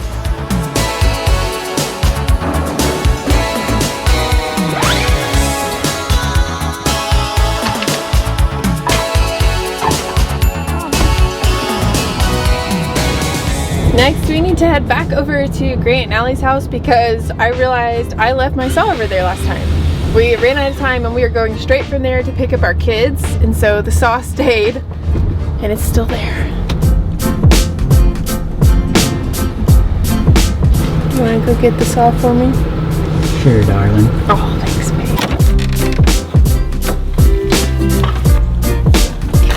Once we had the saw all loaded up, we were ready to head back to our house and get to work. Andrea just needed to finalize her plans first. So I kind of want to take this tabletop inside because I'm trying to get a better visual on what the right size is. Do we keep it at the full 6 feet or cut it down to 5 feet? So I guess I should explain why we're building a custom table as opposed to buying one, and then also why we're going with these dimensions. And you've gotten a glimpse of their house already, but there is not a good place anywhere in their house for a full-sized dining table. And we played with so many ideas with different sized living room furniture to try and fit a table in between the island and the living room, and it was just not possible. It was too crowded, didn't look right. We've decided that a table just up against the wall that they can use for every day, that is narrow enough so it's only 2 feet deep this way, so it's not blocking the walkway, and they have the option of more seating without having to give up just a really functional space in the everyday. And so what I normally do when you can't buy the specific thing that you need that has the right dimensions is build it. And thankfully a kitchen table is I think one of the easiest things to build. It's like a great beginner project. And so if you're following along and you're like, hey, I want to build a table, just get whatever size tabletop you want, and then it's the exact same process for the rest of it. After Andrea finalized her plans, we were ready to head outside and set up shop.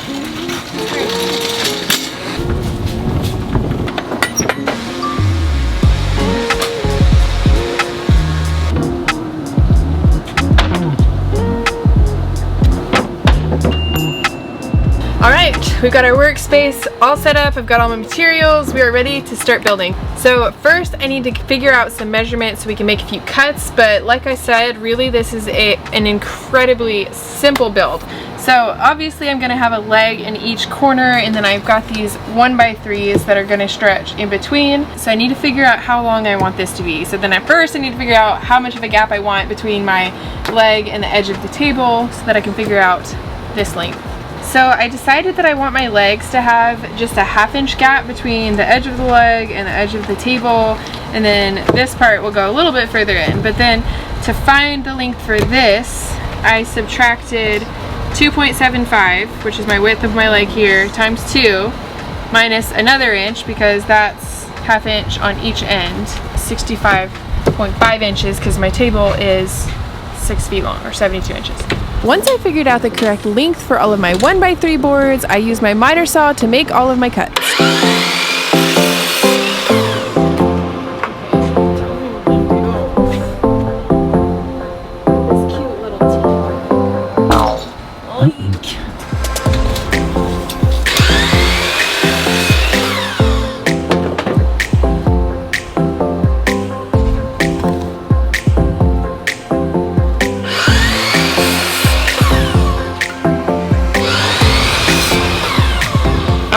So that is actually all of the cuts I need to make on the miter saw for this entire project, which is awesome. Next I need to make pocket holes at the end of all of these boards, because that's how I'm going to attach it to the legs, and then I'm also going to do pocket holes along one of the long sides, because that is how I'll attach it to the underside of the table.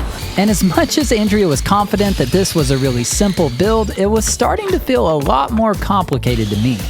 But if anyone's up for the job, it's definitely Andrea.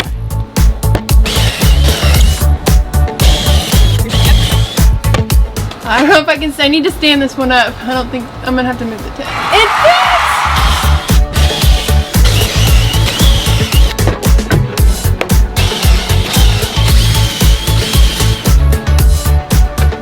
fits! Once I finished making all of my pocket holes, I was ready to attach my 1x3s to the table legs using 1 1/4 inch screws.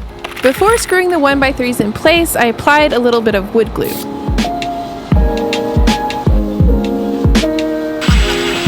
Once I finished the first one, I repeated the same process for the other side.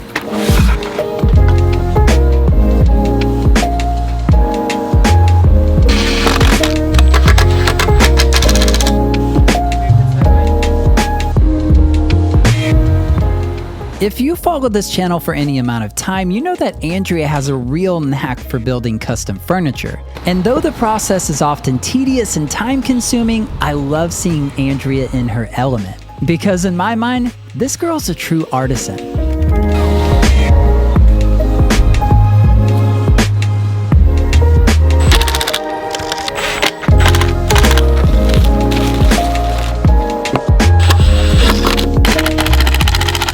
Water break! I don't know why we're so thirsty. It's only 98 degrees out. After taking a quick break to cool off, I was ready to finish attaching all of the table legs to the 1x3s.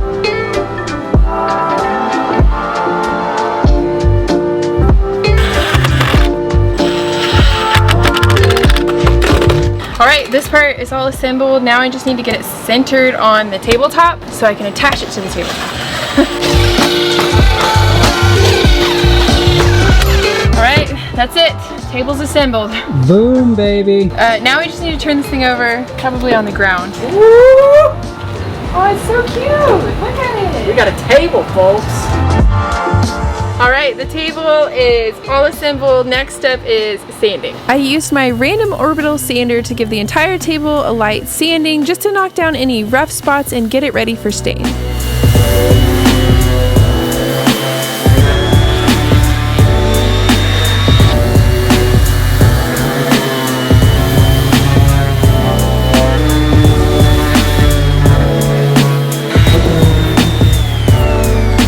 Once I finished all of the sanding, I went ahead and put my miter saw up to get ready to stain. That is like a legitimate table.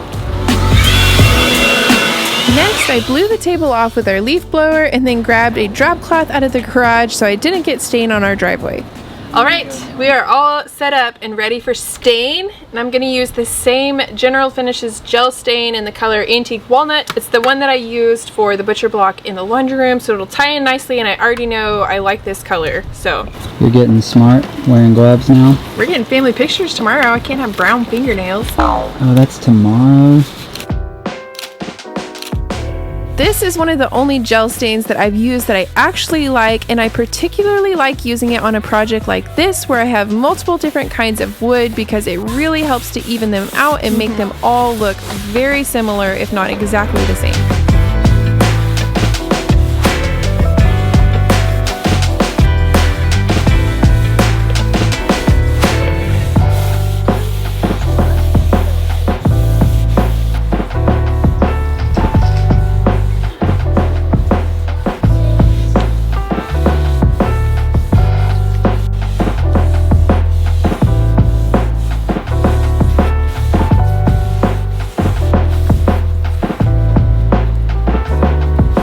Staining the top of the table went pretty fast, but all of the other little details and table legs took a little bit longer.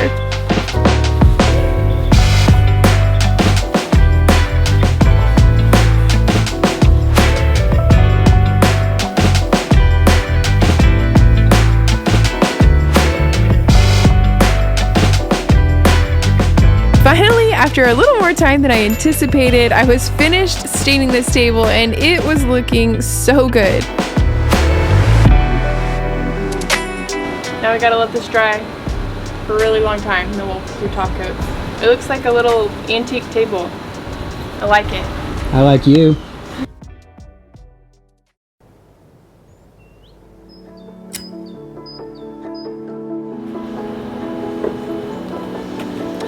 Ah, it feels like fall. So today we're starting the paint prep process. That's hard to say. Paint prep process. The PPP. Today we're starting the paint prep. I don't know if I can do it. We might need to think of something else to say. So the first thing we need to do is figure out what kind of paint is on the cabinets currently, because that will determine what kind of prep and primer we use to refinish these cabinets. So we are headed to their house right now to check. Looks pretty cozy in here, kitty. So all you need to be able to figure out if you have latex or oil-based paint on your current cabinets is rubbing alcohol. And we have these little alcohol swabs. You just put some on a cotton ball, you rub it on, and if your paint comes off at all or starts to get gummy, then it's latex, and if it doesn't budge, then it's oil-based. So there is definitely paint on this, which means these are latex, and that's going to affect how we refinish them. It's a little bit easier than if they're oil-based. It's more difficult to repaint over oil-based. So, onto the paint store.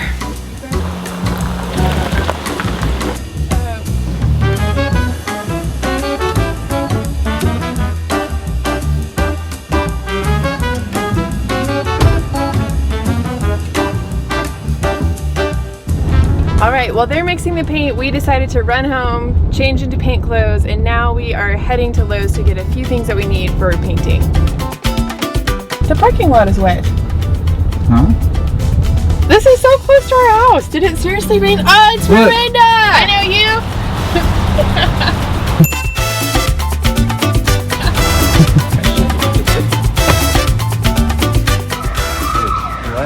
What is happening right now?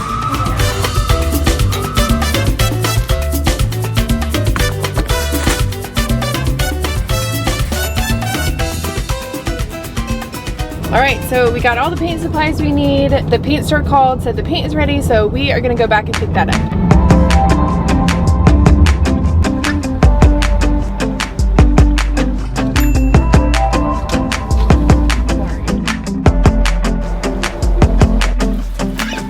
All right, so we are ready to start painting this kitchen. We had to pivot our plans a little bit because they're, for the first time in like 3 months, 4 months, we have a significant chance of rain for today and tomorrow. We decided we were gonna focus on painting the inside first. So on the agenda for today is first to take up all the doors and the hardware and the drawer fronts and get all of those set aside because we're gonna spray those at our house. Then we're gonna do a light sanding on everything just to scuff up the surface, clean it really good with the degreaser, mask everything off, start priming, and hopefully get to the first coat of paint. So are we gonna finish this before the baby comes? I started by removing all of the upper cabinet doors first and then moved on to the lowers. This step was obviously necessary, but it was going to take a little while.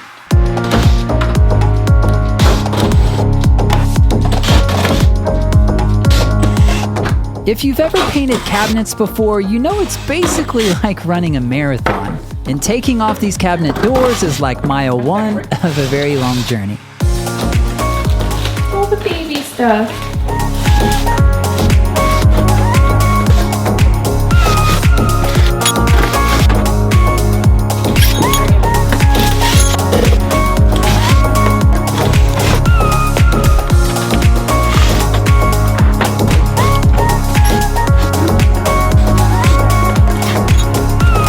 The job was finally finished, but there was a slight hang-up. So I've run into a little bit of a dilemma. All of the drawer fronts are glued on. It's fine, I mean, it's not gonna cause like a structural problem, obviously, but I wanted to pull them off and spray them with all the doors, but I can't do that now, and that's also gonna make filling those holes a bigger deal. So now I wanna figure out what hardware we're using for sure on all of our drawers to figure out if I need to fill the holes or not. Do you think Allie should get an award for most organized cabinets of all time? Yes. I mean, their drawers are what are really impressive. I'm like, I want to buy some of these organizers. I'm inspired. All right, next I'm gonna use these 80 grit sanding pads to give everything a light scuff sand. There's a couple of spots where I see drips from the previous paint job, so I'll sand those down too, but this just kind of roughens up the surface, obviously smooths out drips and stuff, but it'll allow the primer and the paint to adhere even better, so it's a step you don't want to skip.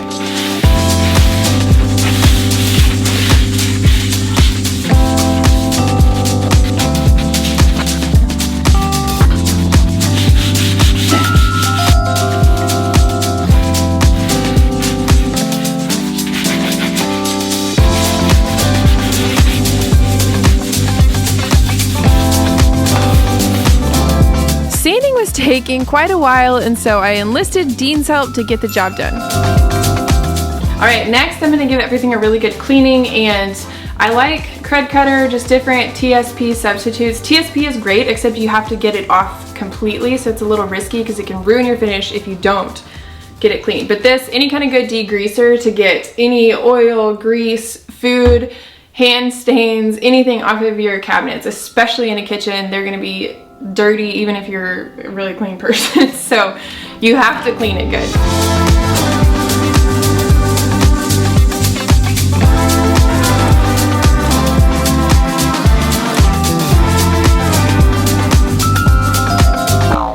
I'm walking to get this to you. Oh, what? I need help.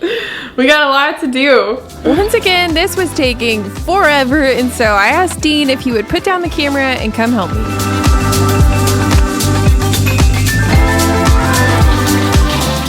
Well, you know the old saying, it'll look worse before it looks better. Never more true than when painting. All right, we got everything sanded and wiped. The uppers are already dry, but it's still kind of damp on the bottom. So I'm gonna start off by masking off the upper areas, really just like against the wall where I don't have to cut in over and over. Then we'll see if it's dry enough to do the bottom, or we might just start painting the top.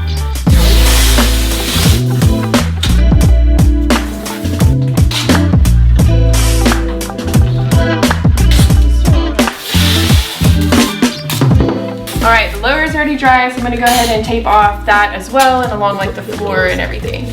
And though painting cabinets is a highly laborious process, Andrea has never been one to cut corners, and that's why her finishes always come out looking so professional.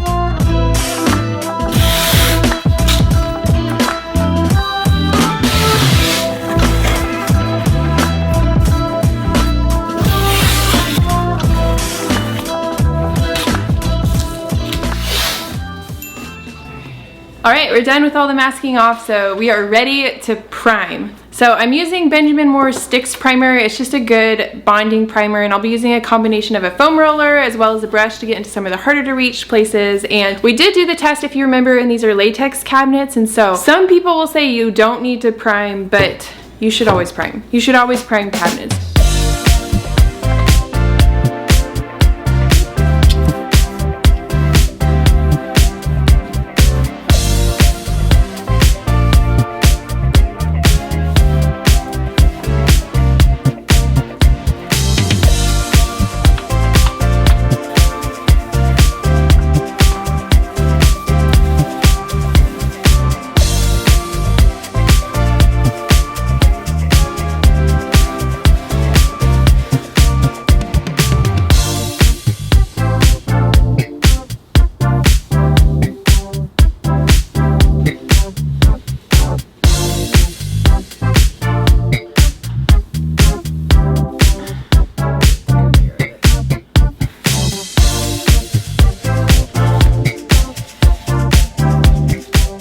This process might look fast on camera, but don't be fooled, priming takes a long time. So I went ahead and put the camera on a stand to jump in and help. Gosh, it just looks so good, doesn't it? Wow. And just about the time you think you're done, no, you're just done with the uppers. Now it's time to prime the lowers.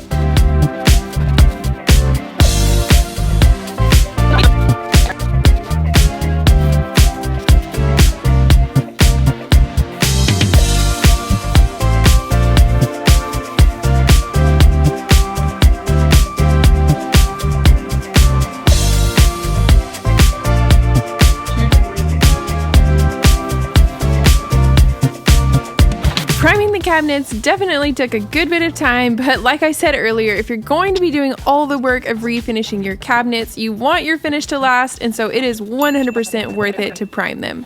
All right, first coat of primer is done, and it took me so long that I can already start on the first coat of paint for the upper cabinets because this primer dries really fast, which is another reason I like it, so I can go ahead and put my top coat on now.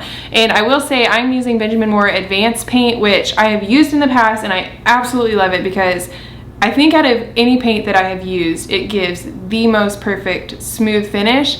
But part of the reason it does that is because the dry time is so long, which means it's longer for it to just level and get just glassy smooth. But that also means you have to wait pretty much a full day. It's like 16 hours in between coats, which is really annoying, but we want to get this first coat on today so that we can come back and get coat number 2 on tomorrow. We went through a lot of samples trying to find the perfect color for these cabinets, and we ended up going with the same color that we used in the laundry room, which is Benjamin Moore's Revere Pewter. In this light, it looks like the perfect light taupe color and just breaks up all of the white in the space, but like I always say, it is worth testing colors in your own space because this one, depending on the light, can look more gray or more taupe, so make sure and get samples to test it out in your own space. And I know on camera this color is not looking like it's any different than the original color, but I promise it is going from a true white on the cabinets to a really beautiful light taupe color, and it looks so good, and I'm excited to get all of the doors painted and see it all put together.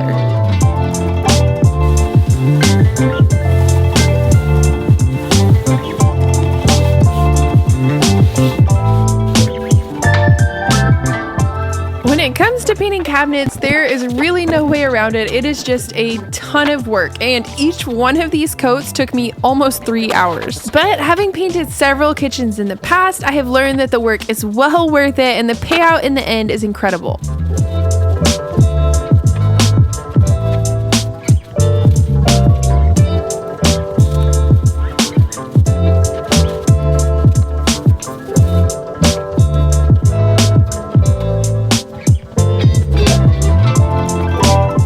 First coat finished. We gotta let this dry overnight. We'll come back tomorrow for coat number 2, and I'm like hoping that 2 coats will be enough.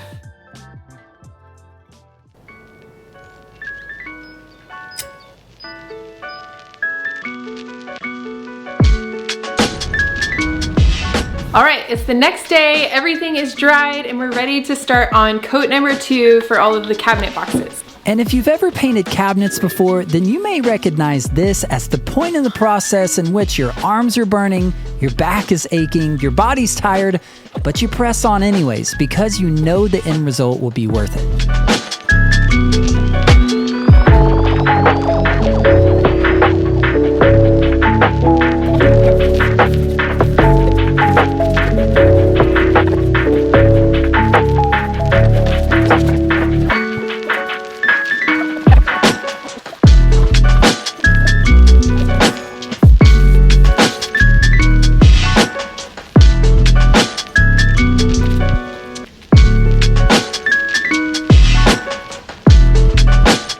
If you've ever painted cabinets before, you might also know that after finishing the second coat on the cabinet boxes and being nearly a week into the painting process, that you're only about halfway finished. As we started into the final week of this project, we were hoping to make some serious progress, but little did we know, day 1 was not going to go according to plan. Little delay. We woke up to a water leak in our upstairs attic, and there's just water coming down all the walls up here. I just want to get it opened up so it can dry. We're probably going to need to replace all the drywall. I don't know, we'll figure that out. I just don't want it to get moldy. We've got a dehumidifier already from the last time we had a water leak. That way while we're working today, this can be drying. It's just what we need. This is what you, I was going to say, this is what you need when you're like in a hurry. Oh no, what even is this? When you're living in an old house, you sometimes discover that things were done in weird ways. No wonder the water is getting trapped in the wall so bad. They like textured and painted over wallpaper. I did not do that. I repainted over the paint, but I didn't know there was like so many layers of stuff. Oh my gosh. Oh, look at the water like. Ah! This is not how you want to start your day. Oh my gosh. Look at this whole. It is like kind of. Whoa. We're supposed to be cleaning cabinets right now. Just taking deep breaths. I'm going deep breaths. It's okay. It's okay. It's just walls. Do you see this bubble over here? This is where I stabbed it with a pencil and a bunch of water came out. Look at it running down the wall. Holy. And I was like, okay. So is this a future DIY wife project, or is this a, we call it yeah, we're gonna have a hall makeover coming up soon. Guess it's good and bad, I don't know. It's just kind of one of those days, you know, you got a plan and your plan gets exploded by a giant leak. I don't know. Looks like we're getting a delayed start today, huh?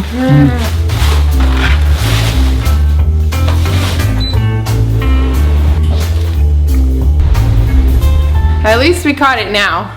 I feel like it could be a lot worse, you know, if that was like, had been leaking for weeks and it was all like nasty and moldy, because we have had that happen before and that was a nightmare. But good news is, we're done with that for now. It'll get better from here. We can go finally start working on these cabinets.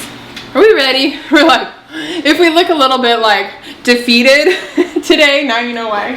Finally, after spending way too much time fixing our problem upstairs, we were ready to get back on track until we ran into another problem. I quit. I don't want to work today. So we had the first blessed heavy rain in what, 2 months, 3 months? Like 3 months. But yeah. apparently water sat on top of the tent and the weight of it actually made it buckle and break. Okay, let's just go. I don't want to do this right now. I'm done. Goodbye, broken tent. It just feels like one of those days, you know, where like the clown music is playing in the background. You know? I don't really have any words. I don't know what to say. It's literally lunchtime. Go buy me some yummy food. All right, so first thing on the to-do list today is to go pick up a paint sprayer. So if you've watched our channel for a while, you know that I already have a paint sprayer. So you might be wondering, why are we going to pick up a paint sprayer? And the answer is, I get asked so often, what paint sprayer should I buy? What airless paint sprayer? The one that I have is so old that it's no longer made, and so I can't recommend the exact one that I have, and I don't like recommending things that I haven't actually tried, and so we are going to rent an airless paint sprayer close by to our house so I can try out a different one and we'll see how it works.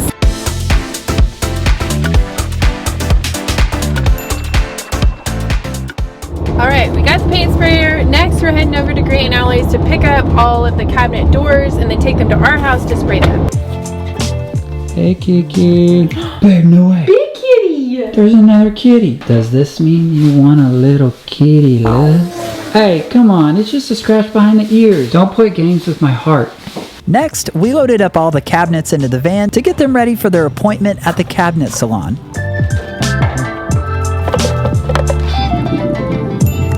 Alright, cabinets are us. Who are you talking to? Hey, who are you talking to right now? She's on YouTube right now.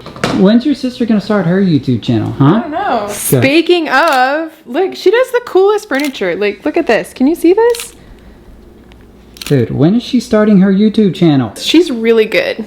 Laura, you're really good. All right, so one last thing before we leave. I need to measure where all of the drawer pulls were to see what distance those holes are. That way I can just buy the same size hardware and we don't have to re-drill the holes. Finally, we were ready to move on, but this day just wouldn't have been complete without one more hang-up. So the only problem is I ordered hardware yesterday because I wanted it to get here the day before the reveal when we needed it, and I guessed on the size and I guessed wrong. Baby doll.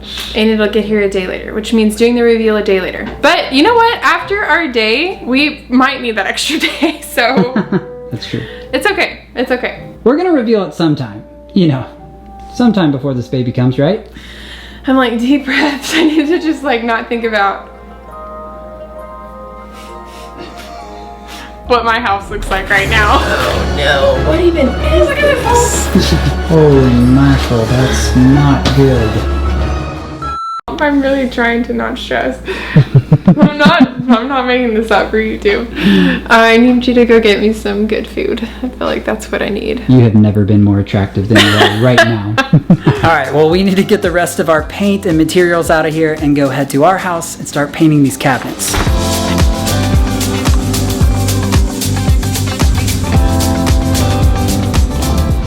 Oh Lord, I don't want to look at that thing again.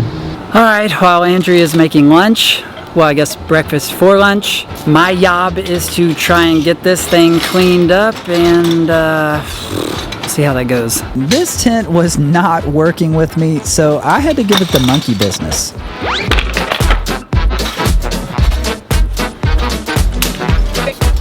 just feel like this thing's gonna snap back and hit me or something.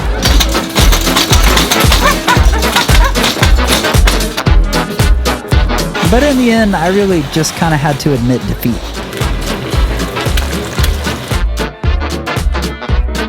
I'm done. I'm sorry. You're going to the bathroom for a really long time. I was checking emails. The first step to get our paint area all set up was to get drop cloths out of the garage to cover the driveway.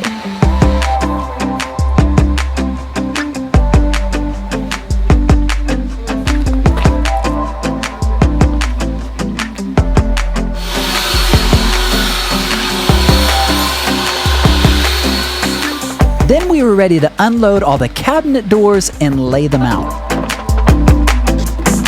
All right, so we've got all the cabinets laid out, removed all of the hardware. Next, I'm gonna give everything a light scuff sanding with a 120 grit sandpaper on my orbital sander. Like I've mentioned before, I always like to do a light sanding before priming and painting because not only does it smooth out the surface and get rid of any imperfections, but it also makes the finish that much more durable. All right, I got all the doors sanded, blew off the main part of the dust. I'm gonna go ahead and clean them now with crud cutter. This one says it's a pre-paint cleaner. I don't know if this is just the same as normal crud cutter, but any good degreaser is what you want for this step. It was getting really hot, and so I grabbed Dean's help to get all of these doors wiped quickly. Alright, so the cabinets are all clean. Next, we just gotta get them up on these paint tripods, and then we are finally ready to start painting. Even though these triangles cost a little bit more than something like Dixie cups, I do prefer to use them because they're sturdier and they don't blow away as easily as something like Dixie cups. When Andrea got out the new paint sprayer, I got inspired to do a commercial for it. The Titan 440. It's big. It's beefy. It's surprisingly heavy. And it strangely resembles a grasshopper. After unloading everything, it was time to get this paint sprayer set up.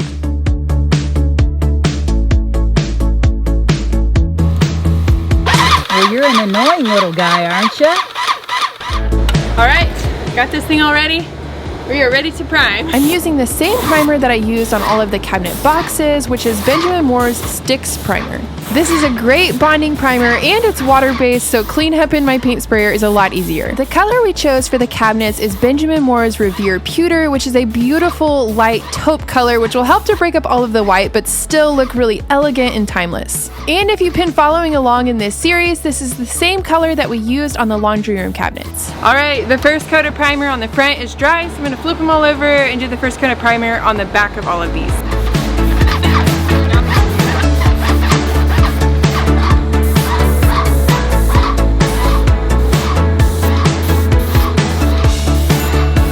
Alright, that's it for primer. We're gonna let this dry. We'll bring it all in later tonight. And then tomorrow we'll get started on the first coat of the color, the pretty paint. After the sun went down and everything was completely dry, it was my job to bring everything inside so that it would be safe for the night.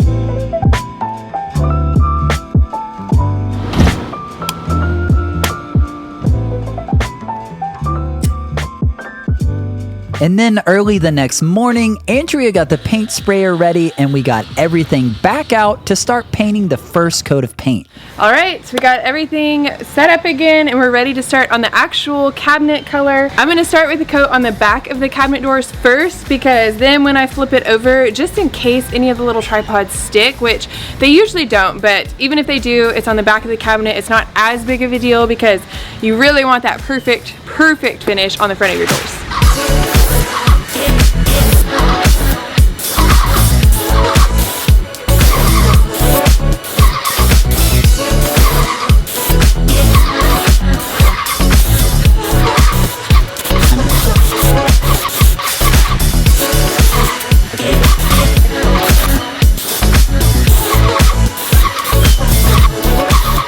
Is that it? Coat number one, so like glassy smooth. It looks so good. All right, so the first coat is dry on the back of all of these doors. So we're gonna go ahead and flip them over and spray the first coat on the front.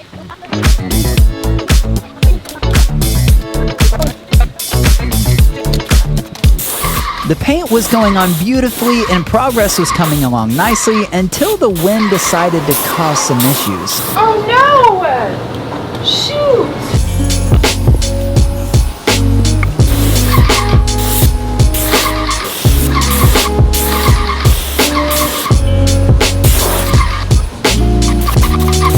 And once again, after Andrea finished painting and everything dried for a few hours, it was my job to bring it all inside for the evening.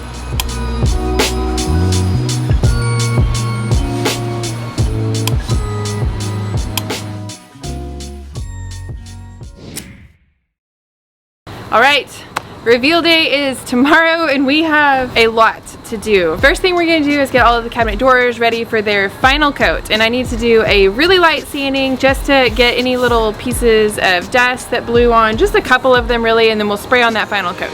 Let's get her done, babe. We gotta go. We gotta beat this baby. You know what I'm saying? Hey, if the baby beats us, they should name it Speedy Gonzalez. What do you think?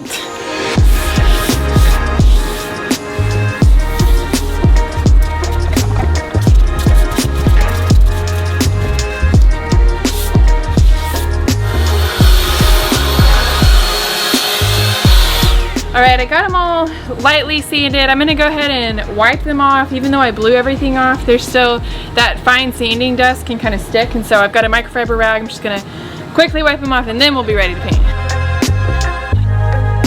Finally ready to spray the final coat on all of these doors, and it's a little bit windy today, which is not ideal and feels a little bit weird because I feel like it's just been so hot and dry, and I guess still that the wind was blowing and I was like, what is this? I haven't felt like a windy day in a long time. I always like to spray on at least 2 solid coats to give a really durable finish.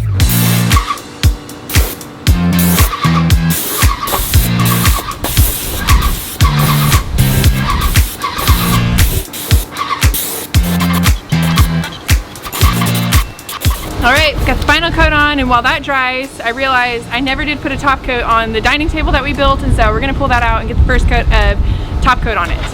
Alright, for the table, I'm using this same satin wipe-on poly. I love this stuff. It just gives, to me, like a really natural finish. Like, it's hard to see that it's even there, but I've used this on so many tables personally. Like on a coffee table, the one that we had for like 10 years, and then also on a dining table, and I never had to worry about getting like watermarks or rings on the furniture, and so it just wears really well, and I know that I like this for things like a dining table especially.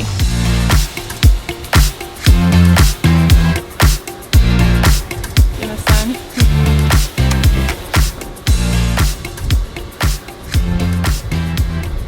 After finishing up the first coat of wipe-on poly on the table, we left it to dry outside and went inside to start assembling all the dining chairs and bar stools. Alright, we've got some furniture to assemble. I bought dining chairs as well as new bar stools probably over a month ago now, but they are all still in boxes except for these two and need to be put together. So.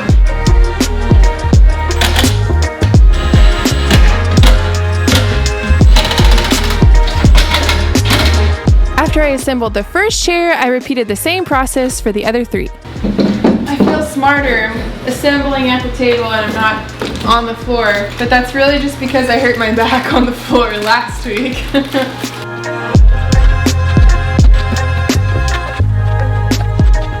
After I finished with all of the dining chairs, I moved on to assembling the bar stools.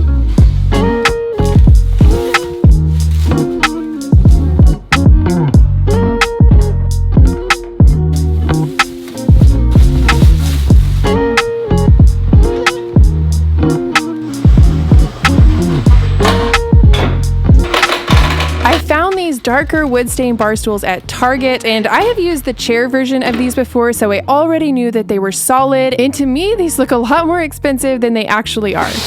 So we're gonna have the wood table with the black chairs, but then we'll have the wood bar stools at the island, which has like the black countertops, so it's not like too matchy, you know, it's not like all black.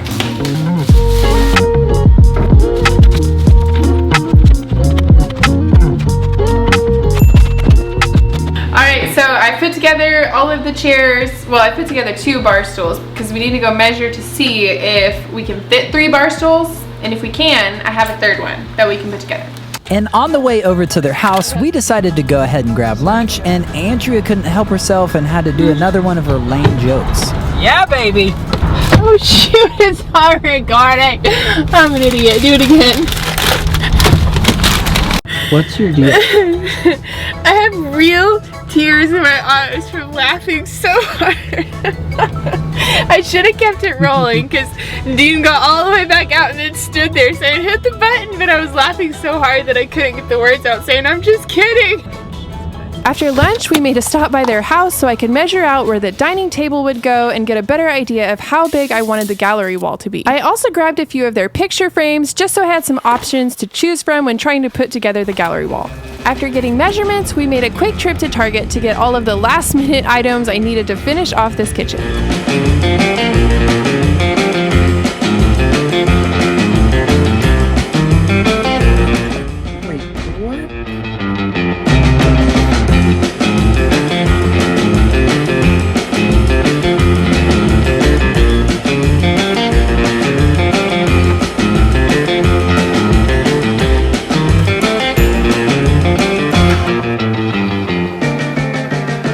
And we are back, ladies and gentlemen. Time for coat number 2.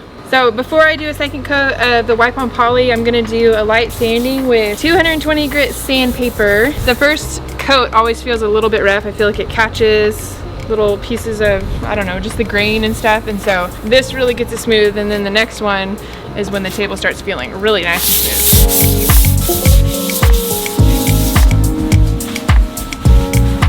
And I just can't open.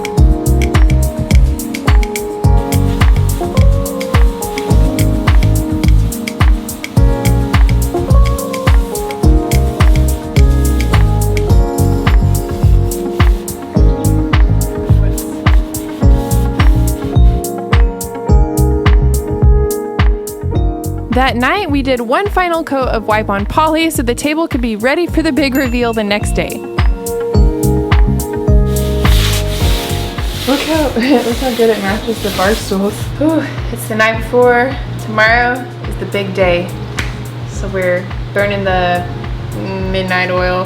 The 9 p.m. midnight oil. Hey, that's midnight for us. When you're a parent with kids, school-age kids. I did just organize the collage wall and get that all figured out, and I got the prints ordered and they're supposed to be ready first thing in the morning. So, and after doing this 3 nights in a row, I was starting to lose my mind a little bit, but in the end, I made the most of it.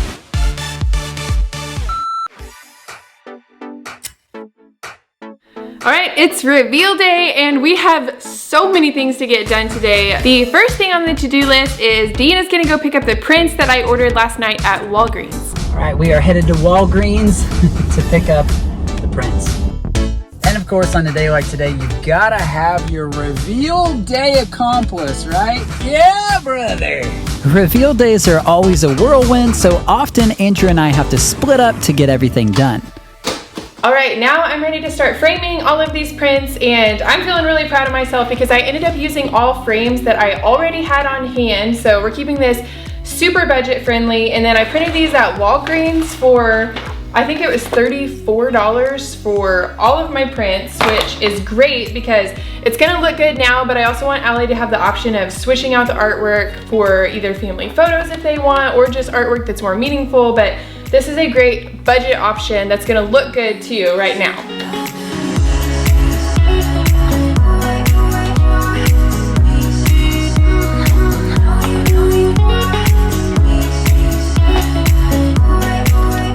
I've done a number of these gallery walls before, and I really just love the unique interest that they add to a space.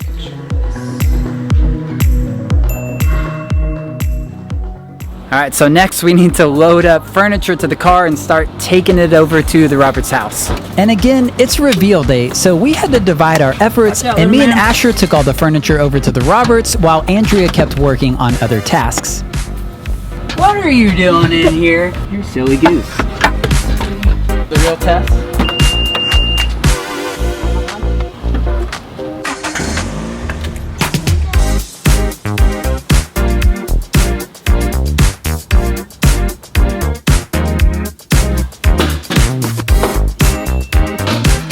I'm just putting these here for now. This is not their final resting place. That's for later.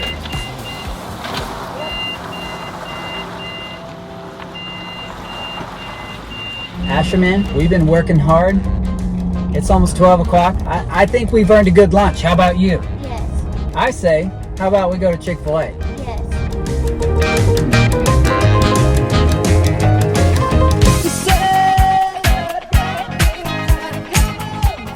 Once Dean got back with the van, we were ready to load up the table and everything else we would need for this reveal. Ow, hang on. But we were running out of time, so we had to hurry. And we're in. When we're doing a reveal in someone else's home, there's always a million different things we need to gather, and you have to triple check that you've got everything because we don't have any time to waste. All right, final trip over there. Hopefully I didn't forget anything.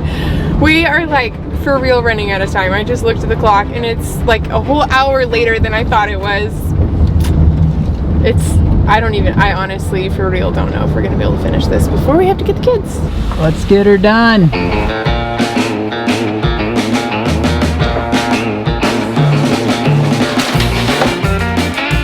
All right, I got all of the cabinets where I think they go. Like I said earlier, I did not label any of these, so you could call this an experiment to see how necessary that step is. Oh, that's satisfying. Wow. Oh yeah, we're gonna finish in time. Look at that. Perfect.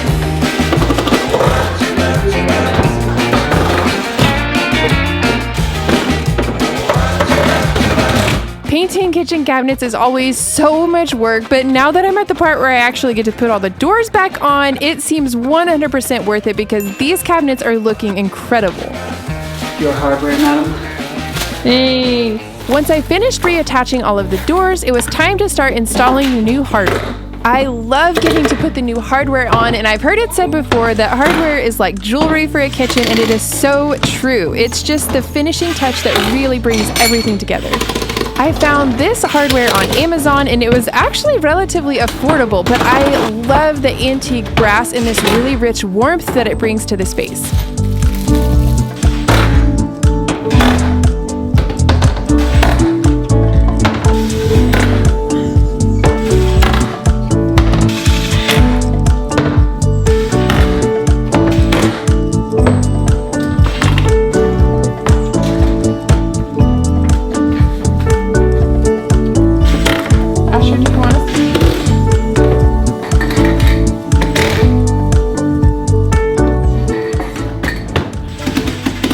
Installing new hardware is always a fun part of the process, and it also lets you know that you're getting close to the finish line, which is always exciting. Once I finished installing all of the hardware, it was time to bring in the new dining chairs and bar stools and get everything in place. This looks so good. I love this. Gosh, this table is so pretty. It's warm from being in the car. Next up, we're gonna replace the lights over the island with a new light fixture that we picked out. And first step to do that is we need to go start flipping breakers off until we get this one. So we've got our cell phones out. I'm gonna go outside. Dean will be in here, and whenever the lights go off, we'll know that we hit the right breaker, which is a good way to double check.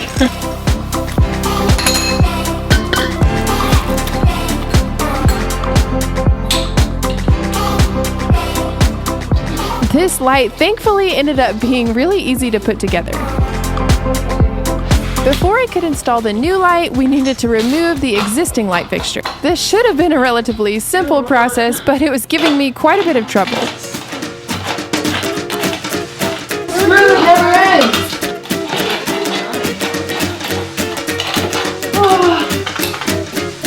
Yay! You sure you want to give this to me? Once I finally finished removing the old light fixture, I grabbed Dean's help to help me figure out the correct height to hang the new light fixture. I think that's where I want them to. Okay, so I'm tall and that's not like in my face. That's probably good, right? Yeah, you're 6'4" and it's not in your face, so that's good. Okay, you can set it down. Once I had decided on a correct height for the light fixture, it was time to install it. This should have been a relatively straightforward process, but of course I forgot my wire cutters, and so that meant I had quite a bit of extra cord to try and fit up in the ceiling, which made things just a little bit more tricky. Once I finally finished, it was time to turn the power back on and see if I did everything correctly. Oh, that's it. Yep, nice work.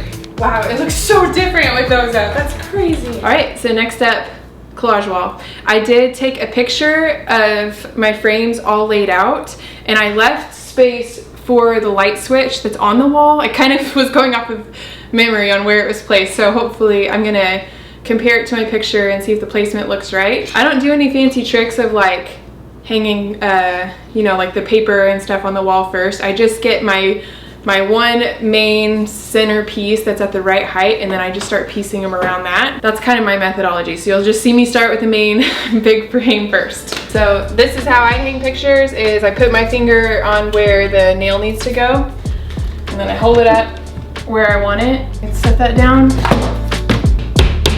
You are a pro. The good thing about a more like eclectic collage wall and not one that's like, you know, a really straight grid is if you're off by like 1/8 of an inch, it usually doesn't matter that much. But the gallery wall was coming along nicely, but I had to hurry because Grant and Allie were already on their way home to see their new kitchen. When it's crunch time, this is where Andrea shines. She spends weeks and weeks preparing for these makeovers, and when it comes down to the wire, she's ready to go.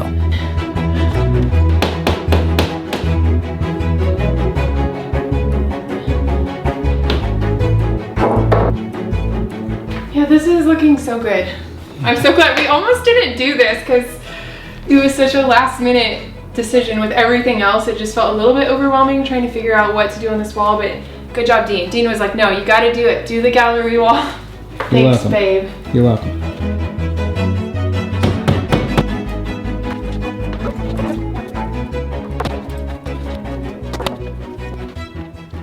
Luckily, we finished just in time, and finally, after 2 weeks and a lot of hard work, we were ready to reveal this kitchen to Grant and Allie.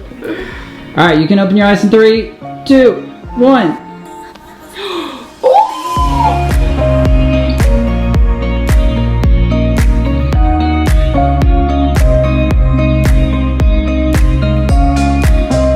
This is awesome. Oh, Yeah. oh. I love it. I love this gallery wall. Yeah, that's awesome.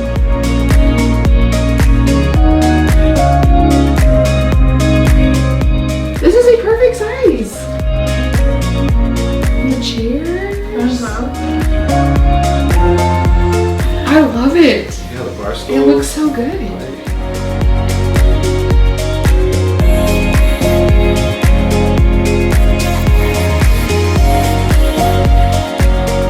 I love the hardware. I do too. This looks really good. Too.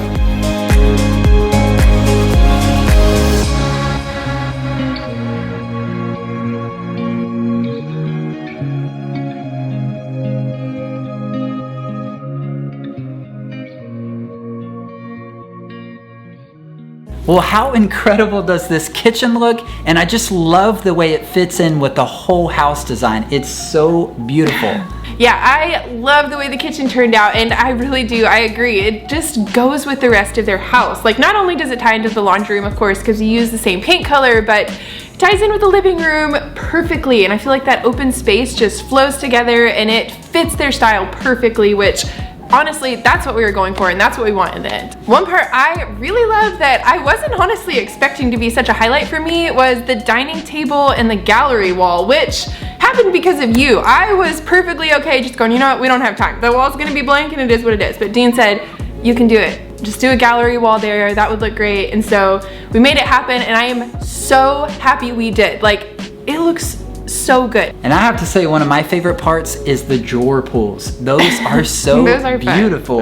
The color is amazing, and it goes with the cabinet color beautifully. It is fun, yeah. And so now, looking back over the whole house makeover, I just love the way the laundry room turned out. I think it's an incredibly beautiful and functional space. And then being able to take their living room from a blank slate into something truly cozy and inviting. And finally, making over this kitchen and really just making the whole house fit together. Seeing the overall makeover, I know it's had a huge impact on their home, and I can't wait for them to bring home their brand new baby into this beautiful, beautiful space. So thanks for coming along for the ride in this 30-day home makeover. We're gonna take a few weeks off and then get into our next project, which is going to be very exciting. So we'll see you in a few weeks.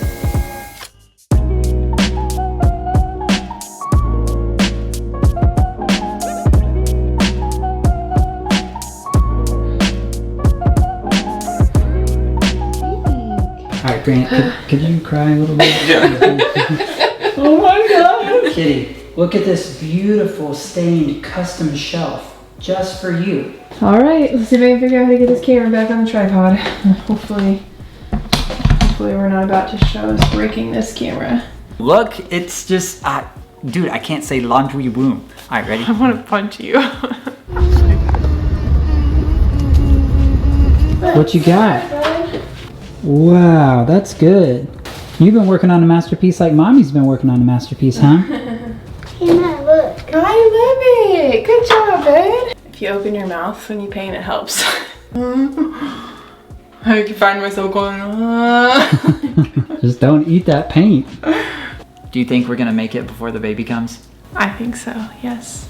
Unless, hopefully, Allie don't have this baby early. That's what I'm afraid of. Like, this baby comes 3 weeks early, and I we're want like, to oh give my gosh. ourselves some kind of buffer, you know, just in case. I don't want to go up. We're not going up till 40 weeks, that's for sure. Looks like you're doing a workout. I can't get this off.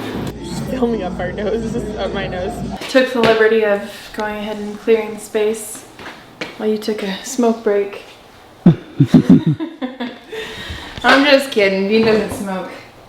It was a But we got work to do. We gotta go. No break. No potty breaks. Nothing. We're not eating today. We're not drinking. We're not peeing. I'm just kidding. I was pooping, okay? So back to the cardboard house thing that I bought. She needs to defend herself. No, I'm not defending myself. I'm trying to say, if you have kids or grandkids that like to color, those things are so awesome. We got the ice cream truck one when it was on sale. It was like an entire Saturday. Our boys were all so happy to like color on that, and they had so much fun. And so I've been waiting for the other one to go on clearance, and it did, and they'll have fun with that one too. So it's like we're just buying ourselves some really peaceful time later. All right, I take it back. That was the best purchase that you've ever made. We'll take more, dude. You're like, hold on, wait, to be on. We'll just be on. No. Oh, are you gonna sit like this? The living room looks Look, awesome. it's like our first headshots with all that space above our heads. That was before Grant, you were editing, I think, right? Dude, I can't Yeah. believe that video got 1 million views though. It's so embarrassing. And our heads are in the bottom. Literally, our headshots are like bottom of the screen like this, and all this space above. It looks so stupid. I'm only gonna stick with the. I'm so horrible at this. All right, you ready? Stop with the negative self-talk, man. I'm sorry. I am so great at this. I just made a mistake. Such a goof. Would you get yourself in gear? We're trying to finish. You're supposed to be professional. I thought you were gonna say you're supposed to be pretty. I can't remember what I was gonna say because of your goon face. I'm like holding it in my laps. Join us next time on the DIY Wife Show. You look so great. You're so handsome. I love you. Oh, babe. Oh, shucks, babe. Oh, babe. Babe, that really melted my little heart. Stop talking like that. Anybody else live in Texas and you had that big freeze and now all your palm trees just look like telephone poles? Okay, I'm gonna start it. Ready? The first of which was this. I don't remember what I was Maybe I going should just to talk. say. You Gonna resist. The first of which was making this. I just make you speechless. You look at me and you can't talk. By adding a top coat. That's all I could get in my head. Wow, am I so horrible at this? Wait, what did we say last week? You're like, don't talk so bad. And Talk what? with the negative self-talk. Well, I mean, this week I'm like, you stink. I'm just kidding. I love you. Oh, babe, now you broke my little heart. Oh. Oh, got her squatting again. Can you stop? I would just like to know how long you've been squatting. Since birth. Scratch. Oh my gosh. Whoa, that was dangerous. I kind of leaned in. Okay, come on. Oh, Why is that? Why are you saying come on? I thought you were gonna look that way. Woo! And tell me I could have been done with this so tell long me, ago. just- but would my you- videographer is so slow.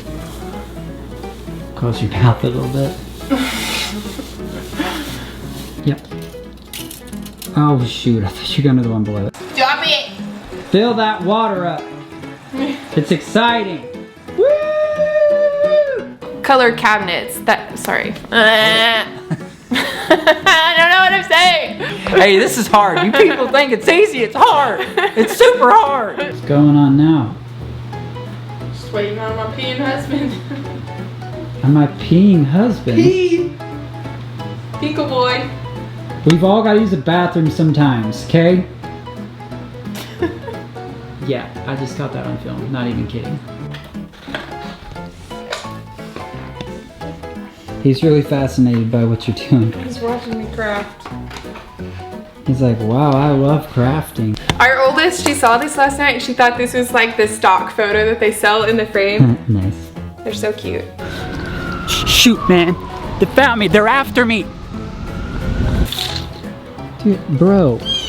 Okay, fine. You're on YouTube. There. You're welcome. I love you too. No, you are actually too kind. Stop, please. Stop. You little son of a gun.